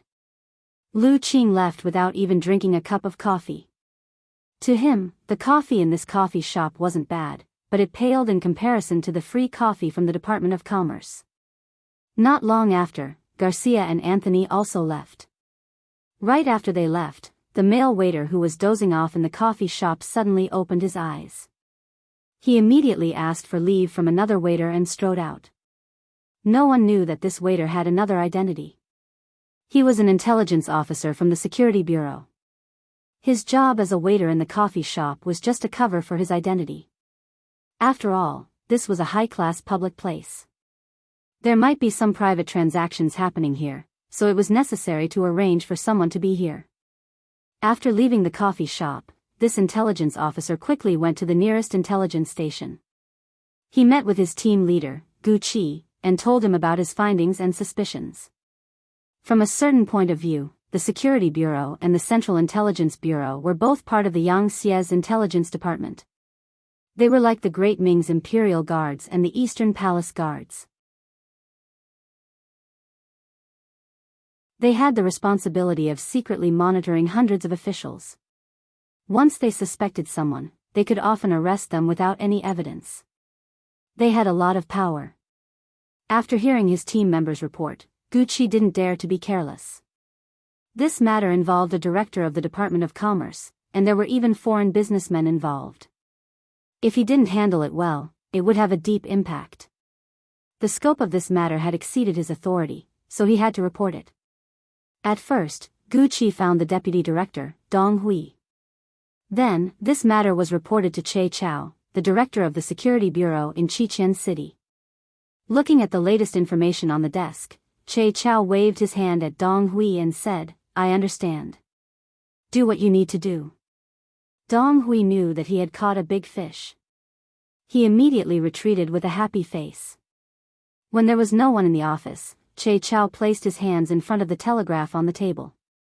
After switching to a signal station, he began to report to the other side. The wired telephone was still being developed in the Academy of Sciences. It was said that it was about to succeed. Before this, the main leaders of the various departments used this simple transmitter to communicate. Although it was a bit troublesome, it was still much easier than walking out of the office to the destination. You're tuning into the Carefree Valley YouTube channel. Don't forget to subscribe and join us on this journey to catch the most captivating stories.